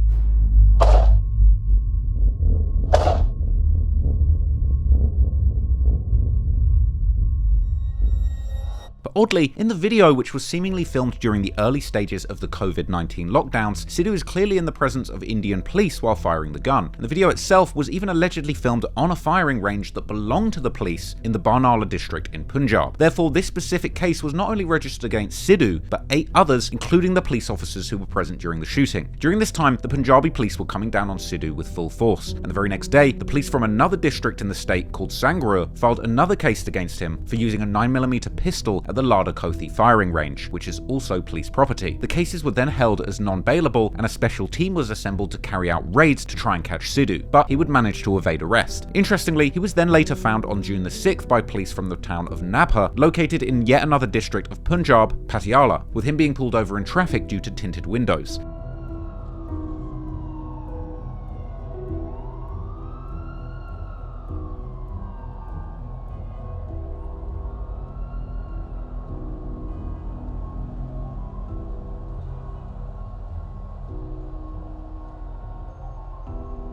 But despite being wanted in these 2 other districts, Sidhu would actually be let go, with the local police then releasing a statement claiming it was for the Sangrur and Barnala police to proceed further in their own cases against Sidhu. Now, this strange series of circumstances probably says something. Either bad blood between these police departments of different districts, or on the other hand, there might have been a big difference between the higher-ups in law enforcement that were trying to take him down, while at the street level, cops who are possibly big fans of Sidhu may not want to be the ones to put their favourite star in handcuffs. But anyway, at the end of June, Sidhu would finally appear in front of the court in the Sangrur district, with the media reporting that Sidhu had seemingly managed to convince the court to grant him an interim bail on the condition that he would join the investigation within 7 days. And by what appeared to be a major stroke of luck, Sidhu would manage to avoid any jail time on these charges in several districts. But unfortunately, instead of choosing to lay low, Sidhu then chose to release his new song, Sanju, the very next day on the 16th of July, a bold track which was seen as a massive middle finger and protest towards the police. The concept of the song is based on a famous Indian actor, Sanjay Dutt, who was faced with similar gun charges as Sidhu back in the mid-90s. Dutt, who had risen to prominence in Bollywood during the early 90s, was caught purchasing multiple AR rifles from a so-called mafia don named Abu Salam during the so-called 1993 Bombay bombings that followed socio-political unrest in the region. Salam was part of a major crime syndicate called the D Company, who were considered to be responsible for these recent terrorist attacks, while Dutt himself would argue that he had only been interested in getting the weapons in order to protect his family during these violent times. This was a motive that seemed to resonate with Sidhu too. Now, the song itself was a massive success and now sits over 130 million views views on YouTube alone. And in keeping with Sidhu's deep admiration of Tupac, the track itself has an ominous sample being played throughout, with Tupac saying, "They'll never take me alive." Clearly, Sidhu wanted to send a message to both the police and the public, and the music video for the song featured real video material from Sidhu's legal proceedings during his case and even his almost violent run-ins with the paparazzi at that time. The big news of this village is that a section of General Arms Act has been imposed against Punjabi singer Sidhu MooseWala.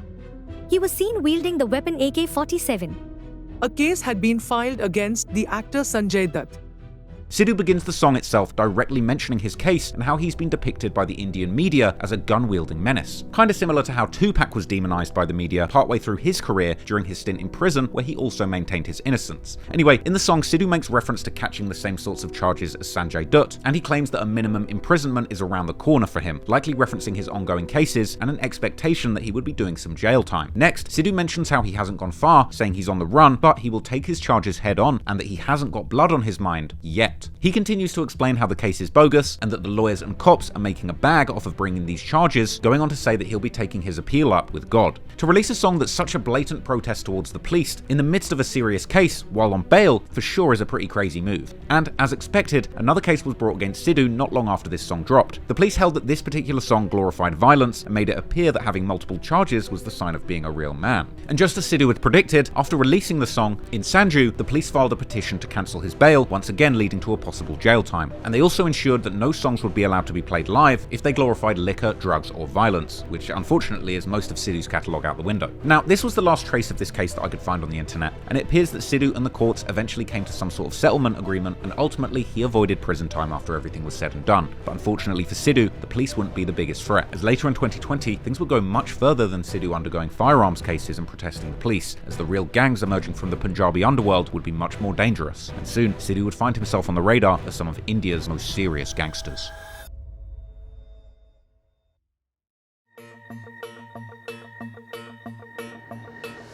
By the summer of 2020, Sidhu MooseWala had cemented himself as one of India's most buzzing recording artists, as well as having shown the Punjabi music world that lyrics about guns and gangsters could be just as big, hell even bigger, than love songs all about girls. But his gun-toting lifestyle had got him the attention of the police, and soon Sidhu would be in the crosshairs of India's realest gangsters that even the police are scared of. On June the 11th, Sidhu released a song that placed himself into the centre of a deadly war within Punjab. The song was titled Bambiha, with another major Punjabi artist named Amrit Maan. The song would appear as a normal Sidhu hit to most fans and listeners, with the track performing extremely well, racking up over 250 million views to this day. But the song's title, Bambiha, refers to two things at the same time. The Bambiha is known as the singing of a Jacobin cuckoo bird, often heard when it rains in India, with this bird song being considered a harbinger of a monsoon. And in the song, the bird itself is singing about Sidhu MooseWala and Amrit Maan's praises to the world. The chorus, Bambiha sings, is part of common Punjabi folklore. Basically, the concept of the song is saying that everybody listens to Sidhu and Amrit Maan now, just the same as they would listen to the bird song of a Bambiha. Essentially, they're saying they're the voice of authority, like bosses. Their voices and their songs are a part of the culture, a part of nature, something that happens when it's about to rain. But curiously, in the opening monologue of the track, Amrit Maan warns the listener about something serious, saying that this song they just wrote is going to hit like a slap for some people, possibly a warning for his ops.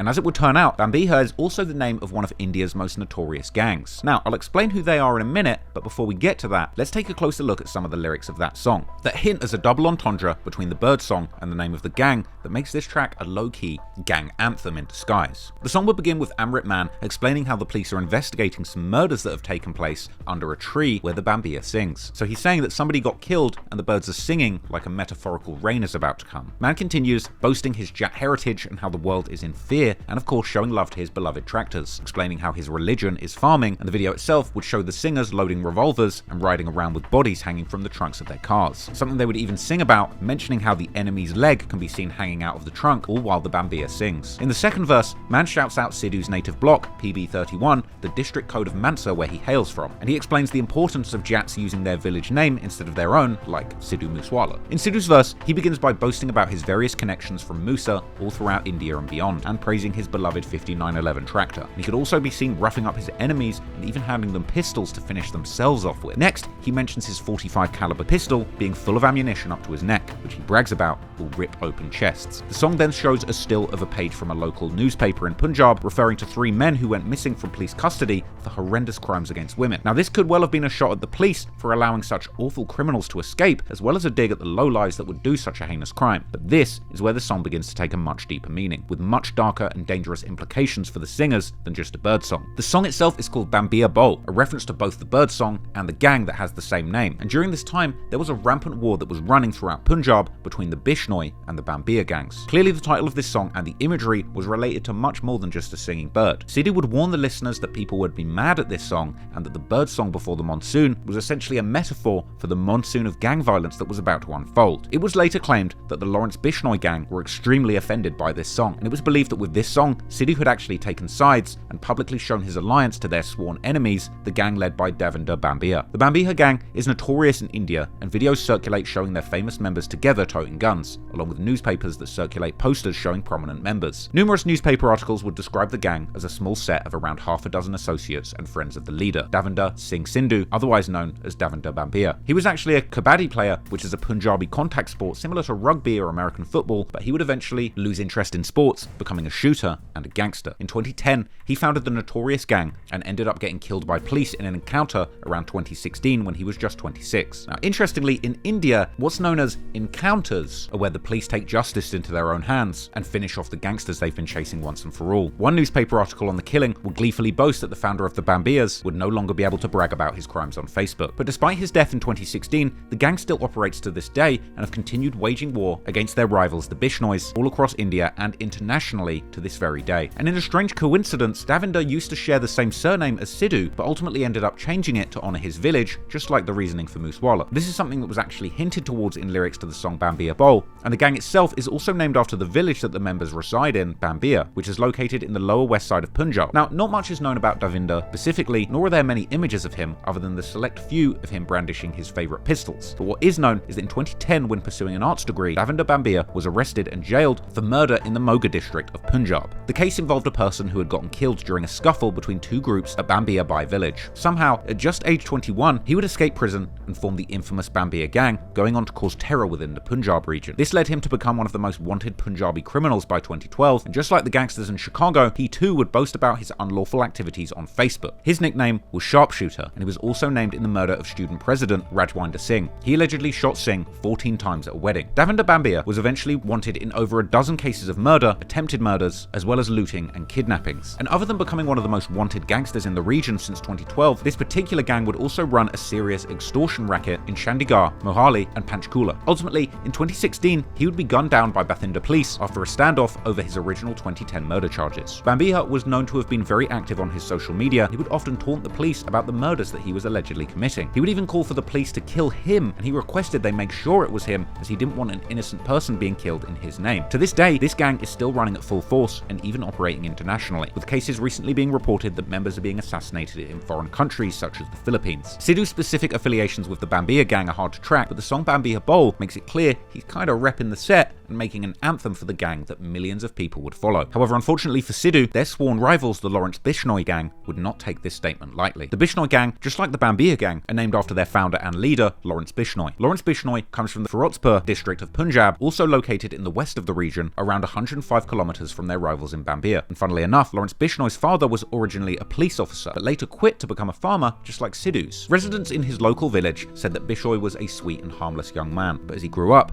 it turned out that they couldn't have been any more wrong about this young gangster in the making. Bishnoi lived an ordinary life until he moved to the DAV college in Chandigarh, and here he would take a keen interest in athletics, regularly attending sporting events on the campus. But it was at this college where Bishnoi made dangerous connections that would change his life forever, specifically when he took an interest in the campus politics and met student president Satinderjit Bra, who went by his alias Goldie Bra. Strangely, college became the catalyst for Bishnoi's criminal enterprises, as Lawrence Bishnoi and Goldie Bra would begin terrorizing the college, even attempting to murder other students who got in their way. Bishnoi began his criminal record after a crazy situation over a college election, which just goes to show you how deadly Indian politics can be, even at college level. His friend had stood for campus president, and with the intention to scare Bra's rival in the election, Bishnoi chose to shoot at him with a licensed revolver that was registered to his friend. Clearly, Bishnoi didn't care one bit about the repercussions of his actions, as this was just the first incident of him shooting at students over minor issues at his campus. Following this initial shooting, Bishnoi caught an attempted murder charge which sent him to jail in 2010, but somehow he was bailed after just just 2 months. Bishnoi was quick to begin networking behind bars, and he would make some useful criminal ties inside. He had managed to source a supplier for bigger and more expensive firearms in Punjab, but Bishnoi had not learnt his lesson after being released, and just months after being free, he would shoot at another person over this election, this time the rival's brother,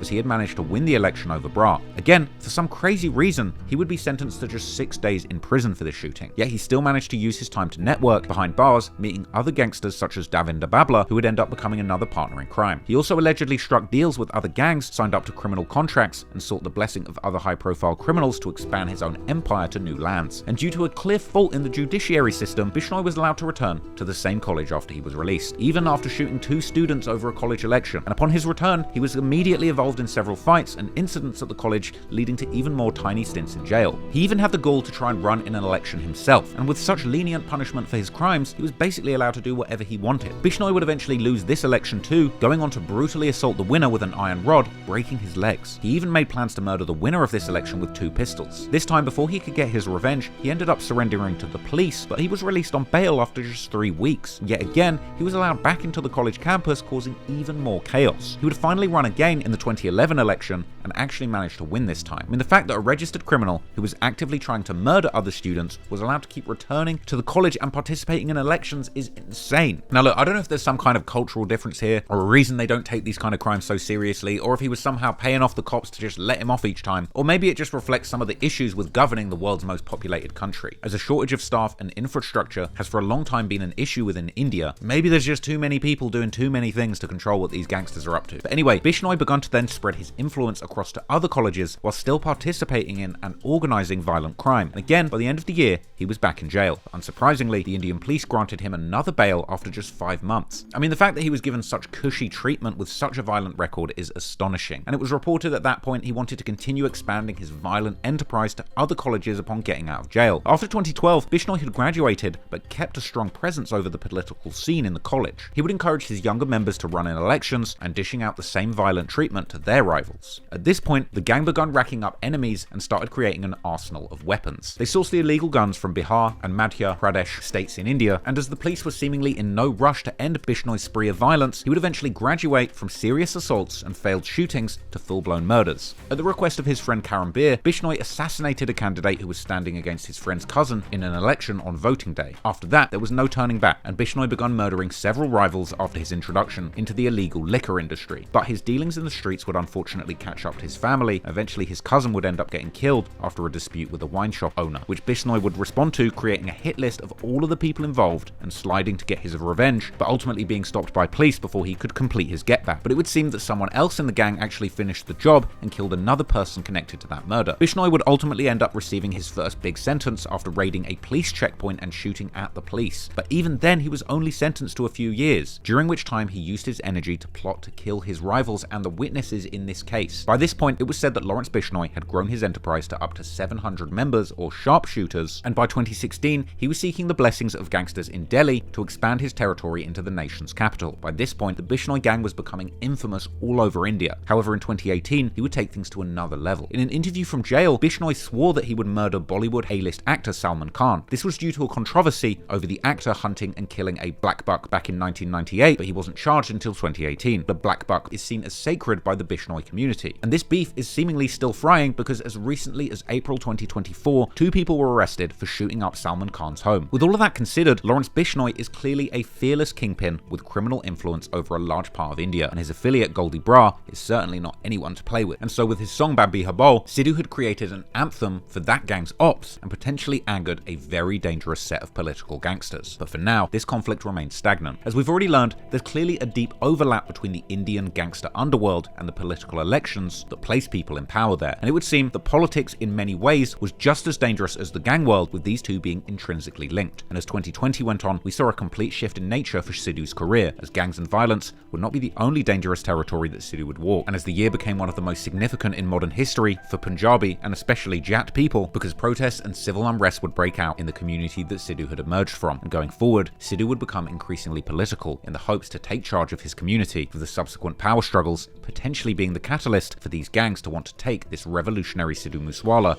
out for good.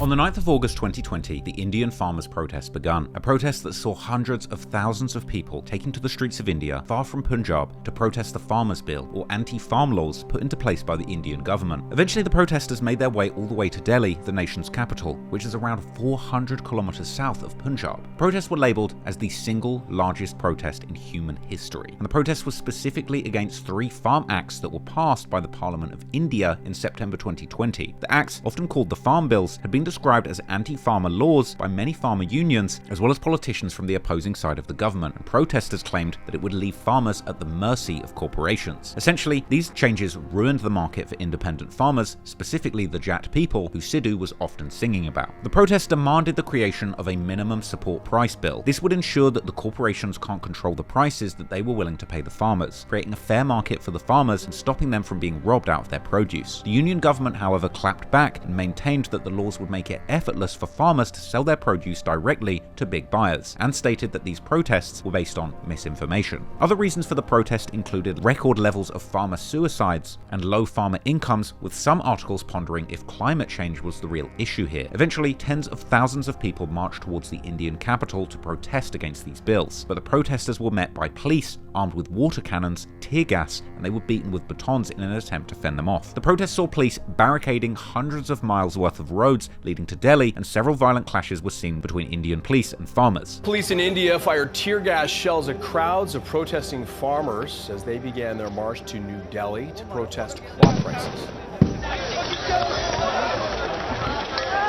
The march is just the latest in a series of such protests going back more than 2 years, and it comes months ahead of national elections in which Prime Minister Narendra Modi will seek a 3rd term. Farm unions hope to force the government to make a law committing to provide higher state support or price guarantees. Talks on Monday failed to yield results, with farmers saying that the government was dragging its feet on meeting their demands. हाँ देखिए किसान कितना peaceful है, कुछ भी नहीं हो रहा, फिर भी आप ऊपर क्या बोलते हैं, रॉबर्ट से ऊपर से हंजू गैस फेंके जा रहे हैं, ड्रोन से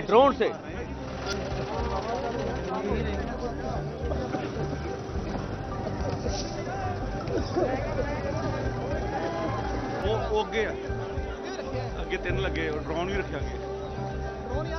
सिचुएशन ये है कि अभी नौजवानों ने इनकी एक लेयर जो है वो पटरी है जो इन्होंने लगाई हुई थी, उसको उखाड़ कर ले गए, एक बैरिकेड को ले गए हैं हमारे नौजवान, और बाकी सब भी जो है उसको भी उखाड़ के सबको ले जाएंगे।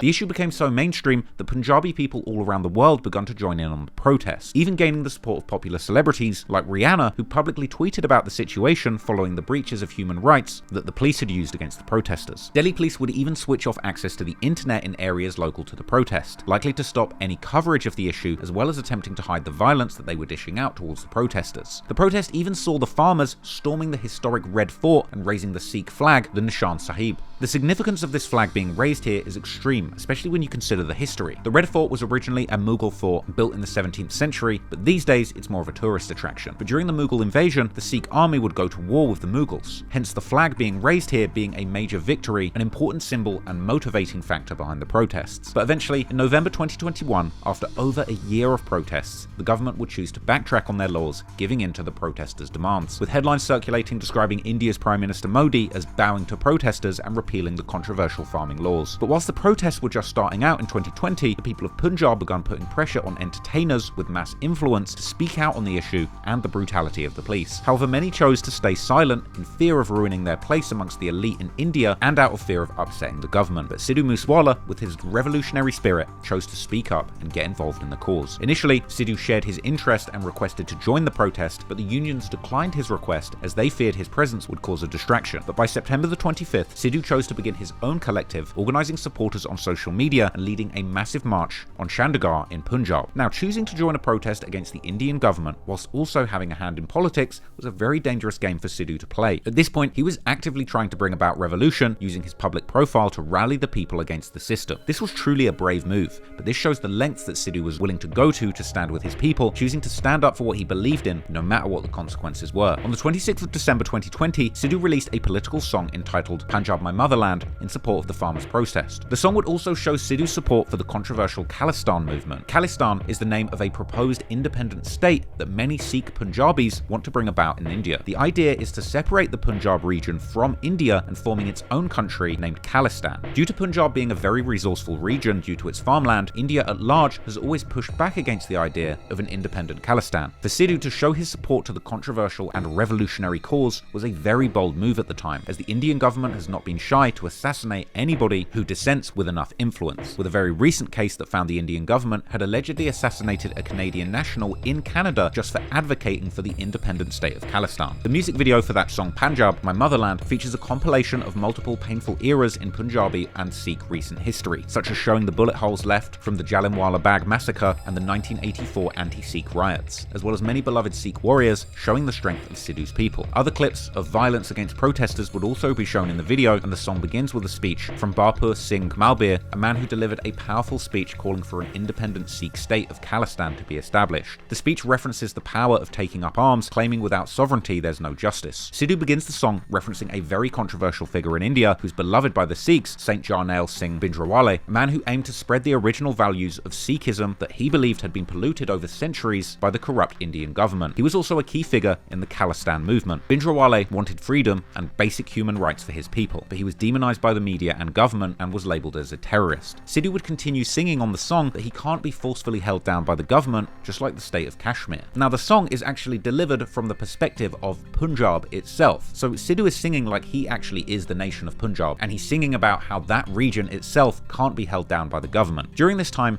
inhabitants of the region felt oppressed by the Indian government, and Sidhu would even reference the Sikh missiles who raided and conquered Delhi, almost putting up a sign to wage war against the Indian government. And Sidhu would continue to boast of Punjab's history and how the region would always succeed in the face of adversity, referencing an ex-ruler of the region who had battled with Alexander the Great. Sidhu then takes aim at the Delhi police, ordering them to put down their batons, and warning the police that the farmers who are protesting may return to their roots of the Sikh Khalsa army. Now, the Sikh Khalsa army was the military force that operated in the Sikh Empire during the late 1700s and late 1800s. In the next verse, Sidhu then mentions how Delhi has always been anti-Sikh. He then says in the third person, from the perspective of Punjab, that Sidhu will chew up the state like a mango seed. Now, what he's doing with this song is crazy if you really think about it. He's taking on the persona of the Punjab region itself and literally telling the people to rise up in this song. Now, this was a bold, brave, and arguably reckless move, as going directly against the Indian government in this way is a far cry from similar protesting in a Western country. Many conspiracies have spread over the years regarding the Indian government allegedly assassinating numerous celebrities that chose to stand up for the farmers and the Sikhs. One example is the former actor turned activist Deep Sidhu. The former actor was one of the main pillars in the farmers' protests, but mysteriously in early 2022, he was found dead in a car wreckage, and many people believe that foul play may have been involved. Now, there were allegations that the police may have planted evidence to make it appear that Deep Sidhu was intoxicated whilst he was driving, but the farmers believe that he was assassinated due to being such a large figure in the movement against the government who held too much influence, with some Twitter accounts even predicting the assassination by the Indian government before it had even happened. This incident shone a light on the difficult relationship between the public, the government, and media outlets such as Zee News. Zee News is a mainstream media outlet within India that has reportedly been labelled as biased towards the government, with petitions created online requesting the platform be taken down for misleading and biased journalism in favour of the authorities. Soon after the incident, it was circulated that alcohol was found in Deep Sidhu's car, but the video of the supposed alcohol in the car was then fact-checked by an independent news company who had videos from immediate witnesses to the wreckage who claimed that there was no bottles of alcohol in sight. Further discrepancies would come to light after the Delhi police began retracting their own statements as to how this crash occurred, as well as differing statements regarding the tyre marks behind behind the wreckage, which allegedly indicated a hard break had taken place. Now, with the track record of the Indian government and the choices that Sidhu had made in 2020 to represent his people, moving into 2021, Sidhu would need to watch his back at every corner. He was calling upon his people to rise up and establish a breakaway state in songs with hundreds of millions of views. This went far beyond anything Tupac ever put out and was a genuine call for his people to revolt. Perhaps Sidhu didn't even realize the power of his own voice, but going forward, he would be on the radar as one of the most serious and dangerous people in Indian society. But he was also a musician first, and moving into 2021, he would continue doing what he does best, releasing music that captivated his people. In 2021, Sidhu began releasing singles ahead of his new album, The Moose Tape. This album featured more production from Steel Bangles and had several UK features such as Stefflon Don, Tion Wayne, and Morrison. But during this massive rollout, Sidhu had also begun producing and starring in his own movies, 2 of which were released in 2021. Just like Tupac, Sidhu also indulged in many of the other arts beyond music, appearing as an actor in several prominent films. His main ones, MooseWala and Yes I Am Student, were both released in 2021. Both films tell the stories of struggles throughout the different parts of Sidhu's life, such as Yes I Am Student, documenting the struggles of being an international student and giving insight into the time that Sidhu spent in Canada whilst he was studying. Meanwhile, the film MooseWala is of course a story centered around a working class Jat man hailing from Sidhu's native village of Moosa. But then, on May the 14th, 2021, Sidhu would take to his Instagram to preview the release of his upcoming album Moose Tape, and the next day, Sidhu released that highly anticipated album Moose Tape online. It had 32 tracks on the tracklist, and this was by far Sidhu's most diverse and experimental album yet, with multiple sounds being explored, from Bhangra to Punjabi trap music, and even elements of UK drill. But the album also featured some of Sidhu's most introspective songs to date, such as the track 295. 295 is one of Sidhu's most played songs, with over 267 million streams on Spotify and over 500 million views on YouTube. The song 295 is widely considered Sidhu's most progressive piece, as on the track he even pushes back against the Sikh establishment. The song was written in retaliation to the earlier criticism Sidhu had received during the controversy surrounding his song Jati Jion More Wagi. Now that song and the backlash within the Sikh community resulted in a section 295 being filed in the Indian Penal Code against Sidhu, essentially a charge of insulting the religion after he rapped about sacred Sikh religious figures in his song. This new song 295 is written from Sidhu's father's perspective during the time that people were protesting in front of his house in the middle of that controversy. The song begins with Sidhu's father questioning him as to why he's so upset, and rapping from the perspective of his father, Sidhu would question the real motives of the protesters who were against him, accusing some of them of just looking for money. Now, Sidhu was encouraging his listeners to speak the truth, telling them that if they ran into trouble, then they were doing something right. However, even though Sidhu was addressing the listener, he was the protagonist of the 295 story himself. The song kind of cast Sidhu as the victim of unfair criticism from the Sikh community, and it would even use the same religious symbolism that he appeared to be challenging, referencing people wearing turbans throwing criticism at him but who are not fully baptized, essentially calling the people hating on him hypocrites. The song also aimed to provoke political leaders who are corrupt, who Sidhu said would be punished. Now, Sidhu's previously discussed that he understands the impact his lyrical content will have on the listener, therefore he's very calculated with the choice of topics that he chooses to put in his music.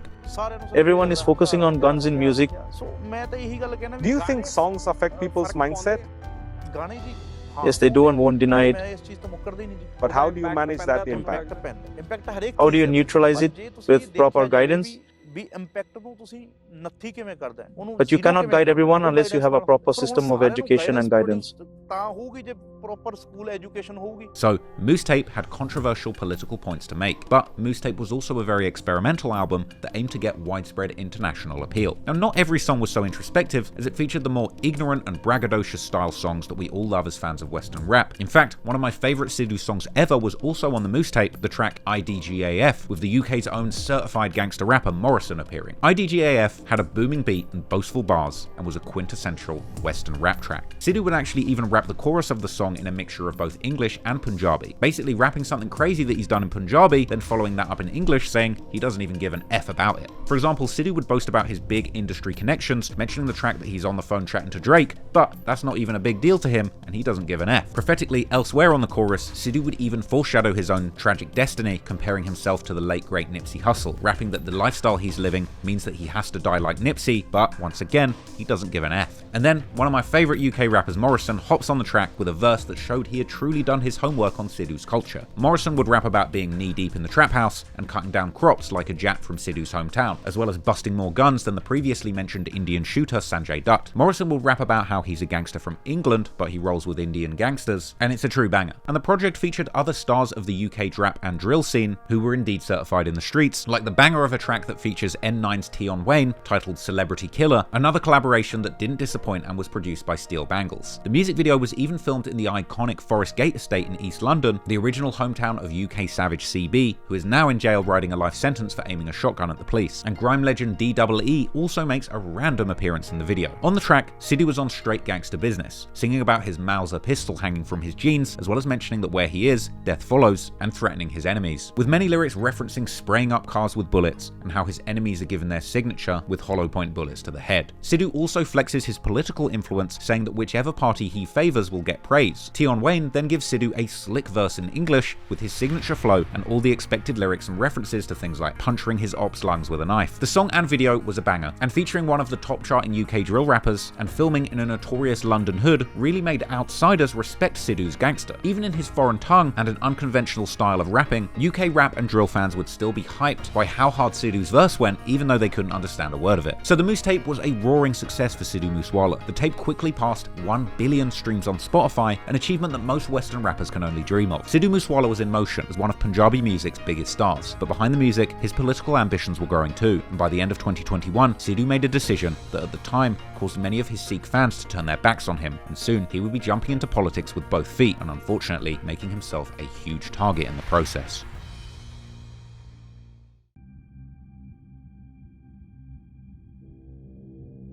By the end of 2021, Sidhu MooseWala had conquered the music world, with billions of streams to his name and classic projects in the bag, but behind the music, he had ambitions of much more than just entertaining. He was incredibly vocal during the farmers' protests and used his music as an outlet for the feelings on the streets, and clearly, deep down, he wanted to bring about change in India through politics. So after helping his mother campaign in 2018, eventually it would be time for Sidhu to launch a campaign of his own. So, on the 3rd of December 2021, Sidhu joined Indian National Congress, and he was set to contest in the 2022 Punjab Legislative Assembly elections. He launched his political career in the presence of Chief Minister Charanjit Singh Channi and PPCC President Navjot Singh Sidhu. With this support and backing, as well as his own popularity as a pop star in Punjabi music, Sidhu's campaign was looking like an easy win. Popular Punjabi singer and rapper Sidhu MooseWala joined the Congress on Friday ahead of the assembly polls early next year. MooseWala joined the party in the presence of Chief Minister Charanjit Singh Channi and State Congress Chief Navjot Singh Sidhu. Sidhu said that MooseWala will contest the upcoming polls. The Congress is likely to field MooseWala from Mansa or Bhatinda. After joining the Congress, MooseWala said he had started his music career 4 years ago, but was now ready to take a new step in his life. From the beginning, I was coming from the village. We were raised in ordinary families. God gave us a lot of progress. We went to the same house when we were among the people, when then name of a child. From a normal family in a normal village was mentioned. The people who were around started expecting from him. However, after announcing his entry into the political arena, something unexpected happened, as many fans of Sidhu were shocked that their favourite gun-toting gangster rapper was suddenly trying to become part of the system. But even more shocking to many was a departure from his usually firm principles as a Sikh, as the Congress party he was set to join had historically been seen as an enemy of the Sikh religion, as they were in power during the 1984 Sikh genocide and allowed Operation Blue Star to go ahead. Operation Blue Star was the code name for the attack on the Sikhs' most holy building, the Golden Temple, or Harmandir Sahib. The aim was to remove the leader of a Sikh religious group named Jarnail Singh Bhindranwale. Jarnail Singh Bhindranwale was the leader of the Damdami Taksal, a Sikh religious group based in Punjab, India in the late 1970s and early 1980s. Bhindranwale carried heavy influence amongst many Sikh youth in Punjab during this time as the leader of Taksal, and he spread the original values of Sikhism and persuaded people young and old to follow the original rules and tenets of the religion, and he demanded freedom and basic human rights for the Sikhs. Now, he hadn't been on record in support of the creation of the Sikh-based state of Khalistan in Punjab, but he was apparently not opposed to it either. Subsequently, he was largely demonized by the media as a separatist and terrorist, yet all he was really pleading for was the right of the Sikh people. And on June the 1st, as he refused to leave the premises of the Golden Temple, the Indian government launched an onslaught against anyone inside, killing thousands and destroying the holy site. June 6, 1984, the sound of gunfire disrupted the usual peace in the corridors of the Golden Temple.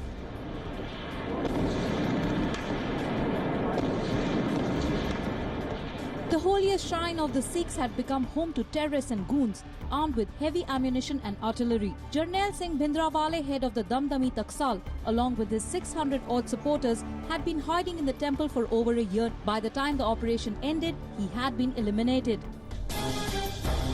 The order to carry out what was called Operation Blue Star had come from then Prime Minister Indira Gandhi. She was clear: flush out terrorists from the Golden Temple. The operation was codenamed Blue Star.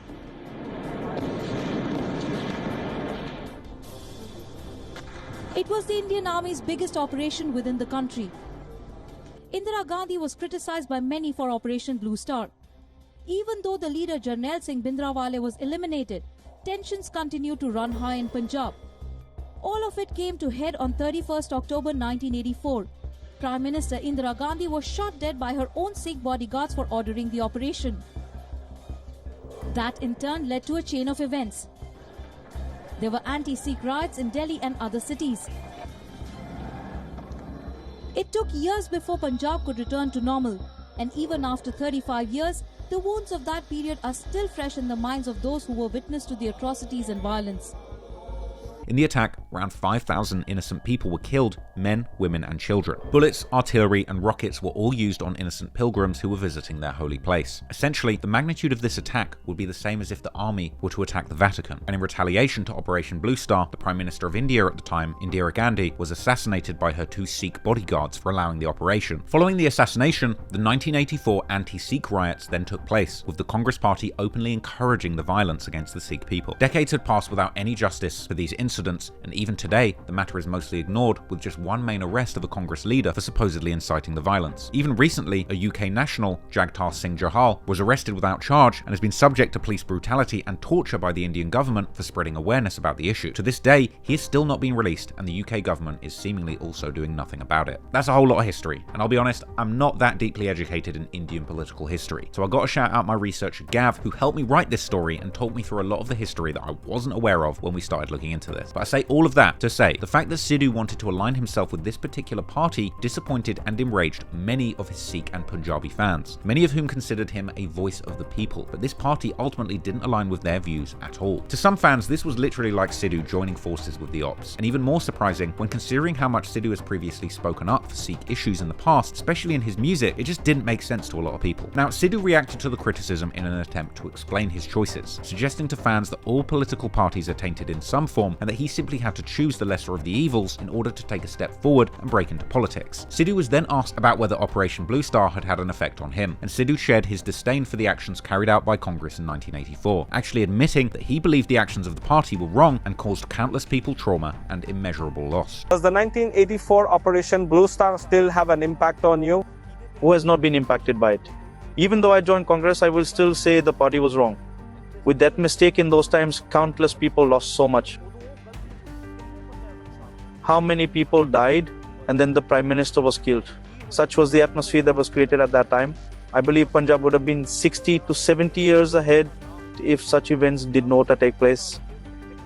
Sidhu then delves into even more controversial territory as he leads the conversation towards Khalistan, the nation-state that many Sikh people hoped would be established in the original partition between India and Pakistan in 1947. That never happened, and many Sikh and Punjabi people still have the desire to establish their own state. This conversation today is almost seen as a taboo topic in India based on the history of senseless violence used to suppress anyone in favour of the proposed country, as well as violence from those who wish to establish it, which is often labelled as terrorism. So Sidhu even talking about this issue was actually very bold, especially when you consider the backlash that he knew he would be getting on his career for speaking openly about such controversial topics. In modern day India, many people have been demonized for opposing the government and wishing for independent sovereignty, and many of the people who do indeed wish for an independent state of Khalistan to be established are often targeted and labelled as separatists or even terrorists, with some suggesting that this is an unfair label to put on everyone who advocates for this cause, despite it allegedly only being a small minority of people who advocate for violence in the name of that cause. Sidhu would explain in his interview that the media has the whole idea wrong, and that the term Khalistan actually refers to a peaceful utopia. What taunts are you talking about? They taunt us by saying we are Khalistani people,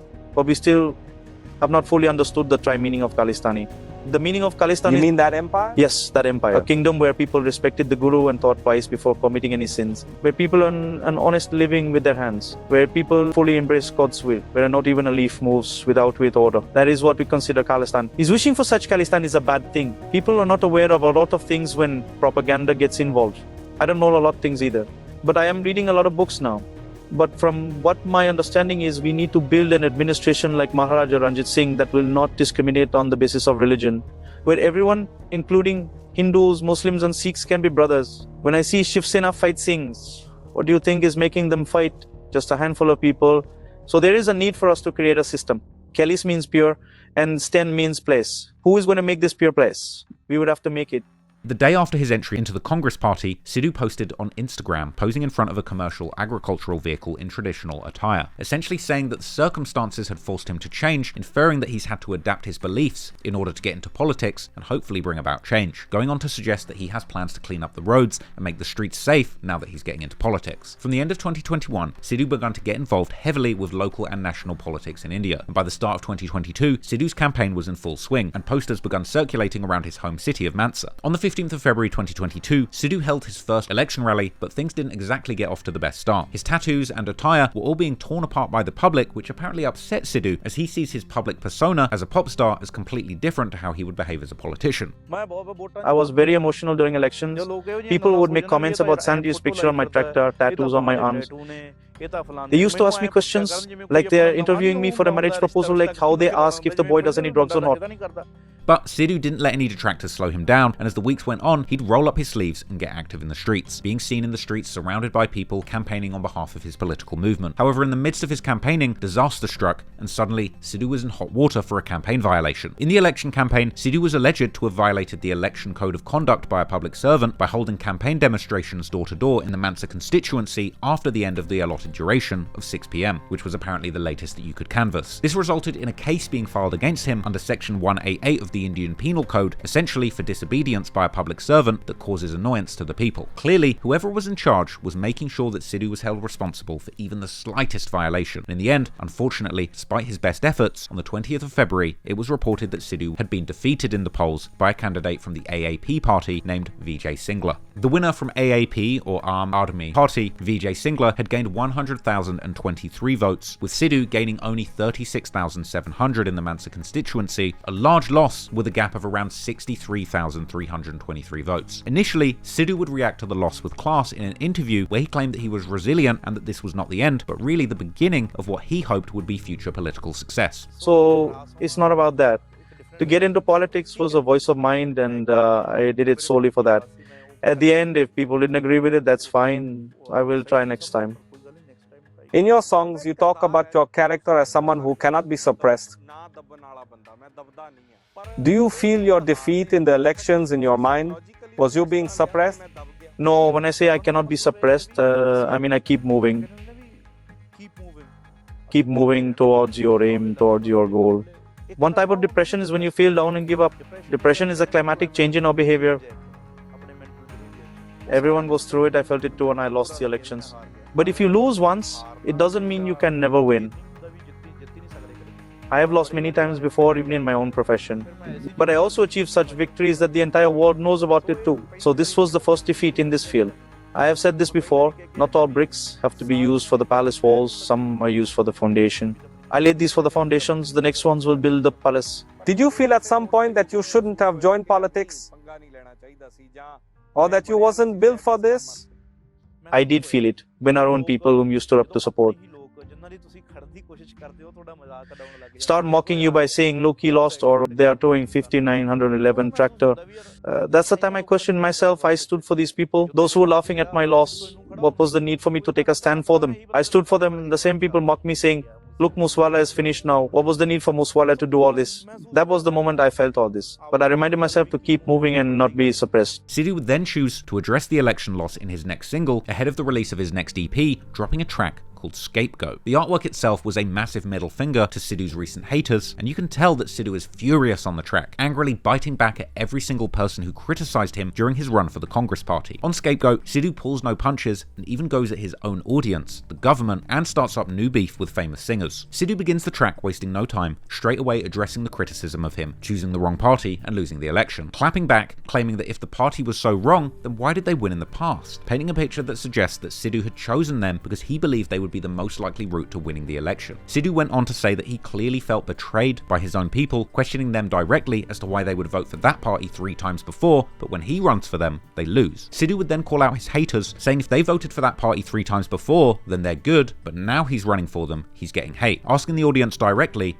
who elected whose government, pointing the finger at them and saying that the so-called bad party wasn't so bad when they won the last 3 elections. Sidhu would go on to vent how it's hypocritical to call him a traitor of the Sikh religion because when he gave the public the chance to put an actual Sikh in office, they were traitors to him and they didn't vote for him, with Sidhu asking the listener who is the traitor now. Then bringing up other important candidates that the community had made lose in the past, calling the electorate two-faced. And he also mentions how these same people had made the farmers they had previously been supporting lose in the election too, because that pro-farming party that they said Sidhu should have joined also lost the election. He would also bring up Operation Blue Star in 1984 again, referencing another former politician who resigned as a sign of protest, before going on to say that the electorate also failed to support Deep Sidhu, the farmers' rights advocate who was mentioned earlier that died in that suspicious road accident. Sidhu would then send shots at Punjabi singer Gary Sandhu, who had claimed that Sidhu was full of ego when he clowned Sidhu for losing the election. Sidhu called him a moron and criticised him for not being able to handle his own relationship with singer Jasmine Sandlas, which apparently ended quickly. Sidhu then questions Gary Sandhu's Gangster by saying that there's no point in making comments from behind the screen if you're not going to do something about it. In the next verse, Sidhu discusses the corruption within all political parties, even his own, whilst comparing them to the opposing acolytes, explaining that all the parties are the same, just a different logo. Sidhu then goes on to reference the governing party AAP, who interestingly were the party who removed his personal security later in 2022, claiming that this party got into the parliament and are now minimising issues important to the Punjab region. Then, in the final verse, Sidhu goes on to explain that he's proud of what he's done for Musa, giving the impoverished people a name and putting the city on the map, whilst also explaining that he has no ill will about losing the election and that it's really just the beginning for him. Sidhu then goes at the people who have turned their backs on him since the polls, comparing the experience to being crucified and saying that he has the blood of a triumphant Sikh and that there are idiots in all chambers of Indian politics. The video then ends with a message for the viewers, asking them to stop putting the blame on others and first reflect on themselves. Scapegoat was Sidhu lashing out at all of his naysayers and setting the record straight after an embarrassing election defeat. But also, this was a tough moment for the Sidhu MooseWala brand. The voice of the Jats, the man who was supposed to stand up for the common man in Musa, arguably sold out some of his most important political principles for a shot at power, and in the end, the whole plan ended in an embarrassing failure. And now, Sidhu was aiming his anger at the very public who supported him to fame in the first place. This was a tough situation for Sidhu to manage, but naturally, music would be the perfect place for him to vent his frustrations. A couple months after his election defeat, on the 25th of April 2022, Sidhu blessed his fans with more music, releasing the No Name EP. The EP contained 5 bangers, which saw Sidhu taking his raps back to his old ways. On the opening track, Never Fold, Sidhu begins his verse by boasting about his criminal past, giving some insight as to when he began getting into trouble with the law, as he sings, "I got my first charge when I was 18, and nowadays claiming that he doesn't use his Range Rover to chase women, inferring that he's instead chasing the ops, and saying that he plays with Magnum revolvers for his enemies rather than roses for women. Sidhu claims that he's known for the weapon on his waist, and how his drum magazine is full of hollow tips, ready for his enemies. In the next verse, Sidhu again begins to discuss his limited time left in his life, believing that his path is leading him to hell, and explaining how his peak and demise will all be in his youth. He would even warn any potential love interests that they will always be in tears, as Sidhu will always be surrounded by danger. The song went on to become one of Sidhu's best performing on the EP, with the audio alone having over 150 million views on YouTube. The next song on the EP was titled Lovesick, and featured Sidhu rapping from a female's perspective who was in love with him, and the song beginning with a snippet from a news report detailing how Sidhu managed to escape the police while being on the run. He then sings from the female perspective, worrying about Sidhu's name always being in the news. And in the second verse, Sidhu raps in a flow faster than he has used any other time in his career, and he would go on to mention how many shooters are trying to kill Sidhu for their 15 minutes of fame. Sidhu was clearly more than aware of the potential threats against him and all the people that wanted him dead in the streets. He would even mention how government officials may leak his location to these people that want to kill him. The next track would be another love song titled Everybody Hurts, which is followed by the UK drill inspired banger 0 to 100, and the final track Bloodlust, another gun-toting anthem, with the visuals showing men masked up, loading rifles and counting money. The video opens with a creepily foreshadowing shot of a bullet in a car windshield, and in the verse, Sidhu raps about shooting his gun and making his ops scared to cross Musa, and he again mentions that his days remaining were numbered, almost as if he knew something was waiting for him around the corner. Regardless, Sidhu clearly didn't let the mishap of the election hold him back, and he would go straight back to dropping fire music for his fans. It was as if Sidhu was going on a similar run as the beginning of his career, dropping banger after banger and flooding the scene with great music. And just the next month, Sidhu released yet another massive single. On the 15th of May 2022, Sidhu would release his track, The Last Ride. The cover art featured the image of Tupac's car after it was tragically shot up during the day of his murder. Once again, an incredibly haunting scene when you know what's coming next. The Last Ride now sits at almost 300 million views and was a certified hit for Sidhu, perhaps for all of the wrong reasons. The West Coast-inspired track sees Sidhu toting his pistol and throwing up West Side gang signs, as well as discussing how staying rebellious has not been easy for him. And in the hook, he mentions how he believes he's destined to have his funeral while he's young, even saying that this is prophesized whilst holding a gun to his head. Within 2022, Sidhu mentions this more than ever. He definitely felt that his time was limited and something was lurking around the corner at this point. In the next verse, Sidhu mentions that he has beef with multiple prominent men from regions all over Punjab. But regardless of how numbered his days were, Sidhu was aware that his influence was like something never before seen in Punjab, and saying that he's essentially immortalized by his extensive catalogue of bangers and revolutionary anthems. The Last Ride wasn't Sidhu's last song, but it was certainly an important moment. On the 20th of May, Sidhu dropped yet another one of his biggest songs to date, a track titled Levels, which came with a cover art showing both of Sidhu's diamond-encrusted watches whilst he clutches his custom pistol. The track, now sitting at 224 million views, features Sidhu's best visuals to date. It's clear that his budgets were increasing, and this music video was just like a movie. The song begins with Mike Tyson's epic speech calling out Lennox Lewis, and Sidhu begins the track speaking English, calling his ops broke as F. And in a dig seemingly at the political class he was beefing with, he would mock his enemies for seeking a lifetime pension and using Sidhu's name for prominence, with the hook explaining that whoever they compare to Sidhu, they're not on his level. In the next verse, Sidhu disses yet another artist he once collaborated with, Prem Dillon, from the song Old School, calling him a Jat imitator from Canada, and claims that he's nothing when in front of Sidhu, even calling himself the devil, as well as saying that he dissed him behind his back, questioning the fact that he asked Sidhu to pay him for a verse. Sidhu then continues explaining that anyone who beefs with him is his son, and they got their starts just by speaking about Sidhu. And still not letting up on his original op Karan Aujla, Sidhu claims that he shouldn't have flexed his feature with the West Coast artist YG because he paid him for a verse. From releasing No Name just 1 month prior and dropping 2 massive singles back to back the next month, Sidhu was going on the run of a lifetime, even mentioning on Levels the quick success of his prior EP,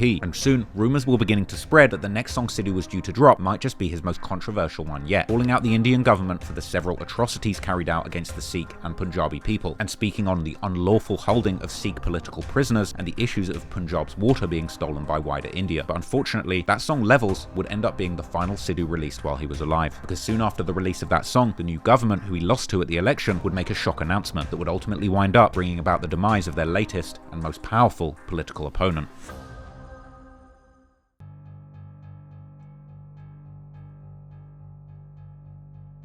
Just days after the release of his song Levels, there was a sudden announcement that India's AAP government had implemented a new law. On the 27th of May, the party had mysteriously revoked Sidhu MooseWala's personal security team due to a new law aiming to stop VIP treatment. This cut removed the security of 424 prominent personalities in India, including politicians, retired police officers, and religious leaders. The government widely publicized this move, calling it a step towards ending VIP culture. Many AAP leaders also shared on social media the names of the 424 people affected. So not only had they removed the security of a number of high-risk people, likely with serious threats against them, but they then told the whole world that these people no longer had security. The government pretty much gave the drop on Sidhu. This security removal left Sidhu vulnerable and unprotected to imminent threats, essentially leaving him to fend for himself. And just 2 days after this law was implemented, one of the darkest days in modern Punjabi history would strike, as Sidhu MooseWala would finally be caught by his enemies. The day started like any other. Sidhu was in his hometown of Musa. He had planned to visit the nearby Jawahar K village to visit his aunt. This is a small village in the Mansa district, located just 1 kilometer west from the district headquarters in Mansa, so it was fairly close to Sidhu's house, around a 20-minute drive. Sidhu would leave his home in Musa around 4:30 in the afternoon with his neighbour Gowinder Singh and his cousin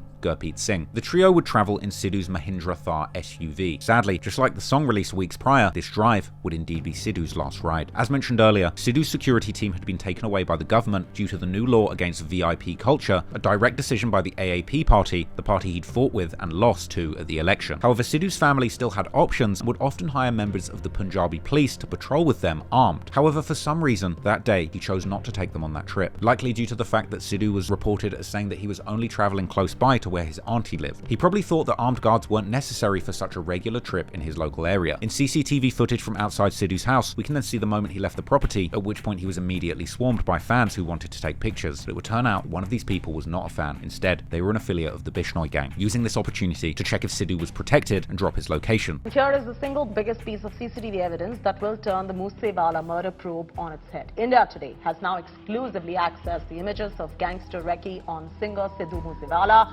just 10 minutes before he was gunned down. The images show the informants of gangsters taking selfies near MooseWala's Thar SUV and then in a very clandestine fashion tipping off gangsters awaiting to pull the trigger. The informants told gangsters that MooseWala had left his home. After the tip-off over MooseWala's movement, the killers had started tailing MooseWala.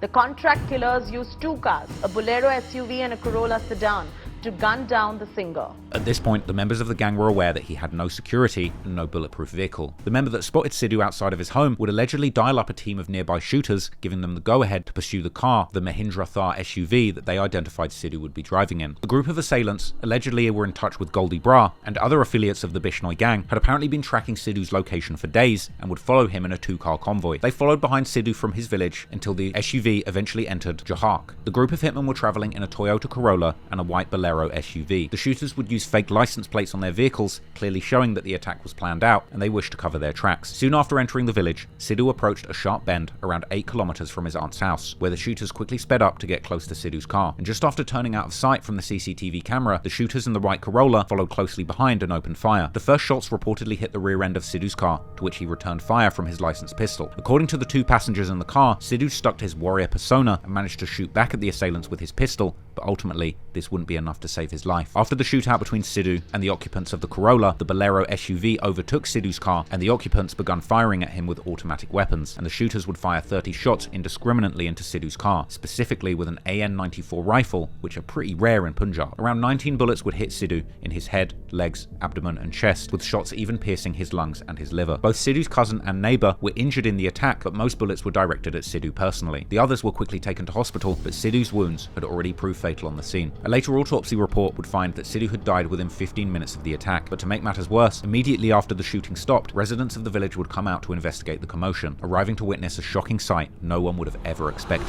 The country's biggest gangster rapper and nearly politician riddled with bullets all throughout his body and no security in sight. Soon, harrowing videos will begin to circulate online of people who had arrived at the scene filming Sidhu covered in bullet holes. Heartbreakingly, even his sacred turban was removed by bystanders who were trying to hold up his lifeless body. Almost immediately, news of Sidhu's murder would spread like wildfire and was reported to masses in India and all over the world. The Chief Minister of Police would take to Twitter to share that none of the perpetrators of this crime would be spared, but the same question would be heard all over the world. Why would anybody do this? In such a brash daylight attack, India's most prolific star was gunned down, with this being broadcast for the whole world to see. The very same day, police believed they had a lead. Police Chief VK Barra made a statement blaming a Canada-based gangster. Sidhu's family immediately pushed back against the police's comments, as they believed it linked Sidhu unfairly to gangs and organised crime. They believed that there was more to the merciless assassination than just a mere display of gang warfare, as Sidhu's family believed that the police had quickly tried to piece together a story without properly investigating. The next day, the Chief of Police was made to clarify his statement and specified that he never said Sidhu was a gangster or had any specific affiliations. But the Chief of Police was correct, as just 1 hour after Sidhu's murder, it was clear where to point the finger. Goldie Bra, associate of Lawrence Bishnoi and prominent member of the Bishnoi gang, made a post to Facebook, essentially claiming direct responsibility for the murder. Goldie was the original friend of Lawrence Bishnoi and was the man that was shooting at his rivals in the college elections. Goldie, real name Satinderjit Singh, made a post claiming that he had put the hit out on Sidhu and outlined his exact reasoning for this. In the post, he would claim that Sidhu had been involved in the murders of 3 of his friends, suggesting that the police had been protecting him because of his fame and power. The post roughly translates to this: I, along with Sachin Bishnoi, Dataramwale, Lawrence Bishnoi Group, take responsibility for the killing of Sidhu MooseWala. His name came up in connection with the murder of Vicky Midakera and Gulal Bra, and despite this, the police did nothing. Now, this post would show that Sidhu MooseWala had in fact been placed into the centre of a gang rivalry and was indeed murdered as a plot to avenge another murdered politician, Vicky Midakera. Vikramjit Singh, aka Vicky Midakera, was a youth Akali Dal leader. This is a Sikh-centric political party within India and is the second oldest party after Congress. Vicky was a resident of Midakera village in Bathinda district, and just like Sidhu MooseWala, he used the name of his village as his surname. He would eventually move to Chandigarh to pursue his college education, where he attended the DAV college. Sources say that he had supported Lawrence Bishnoi during his run when he was contesting as a student leader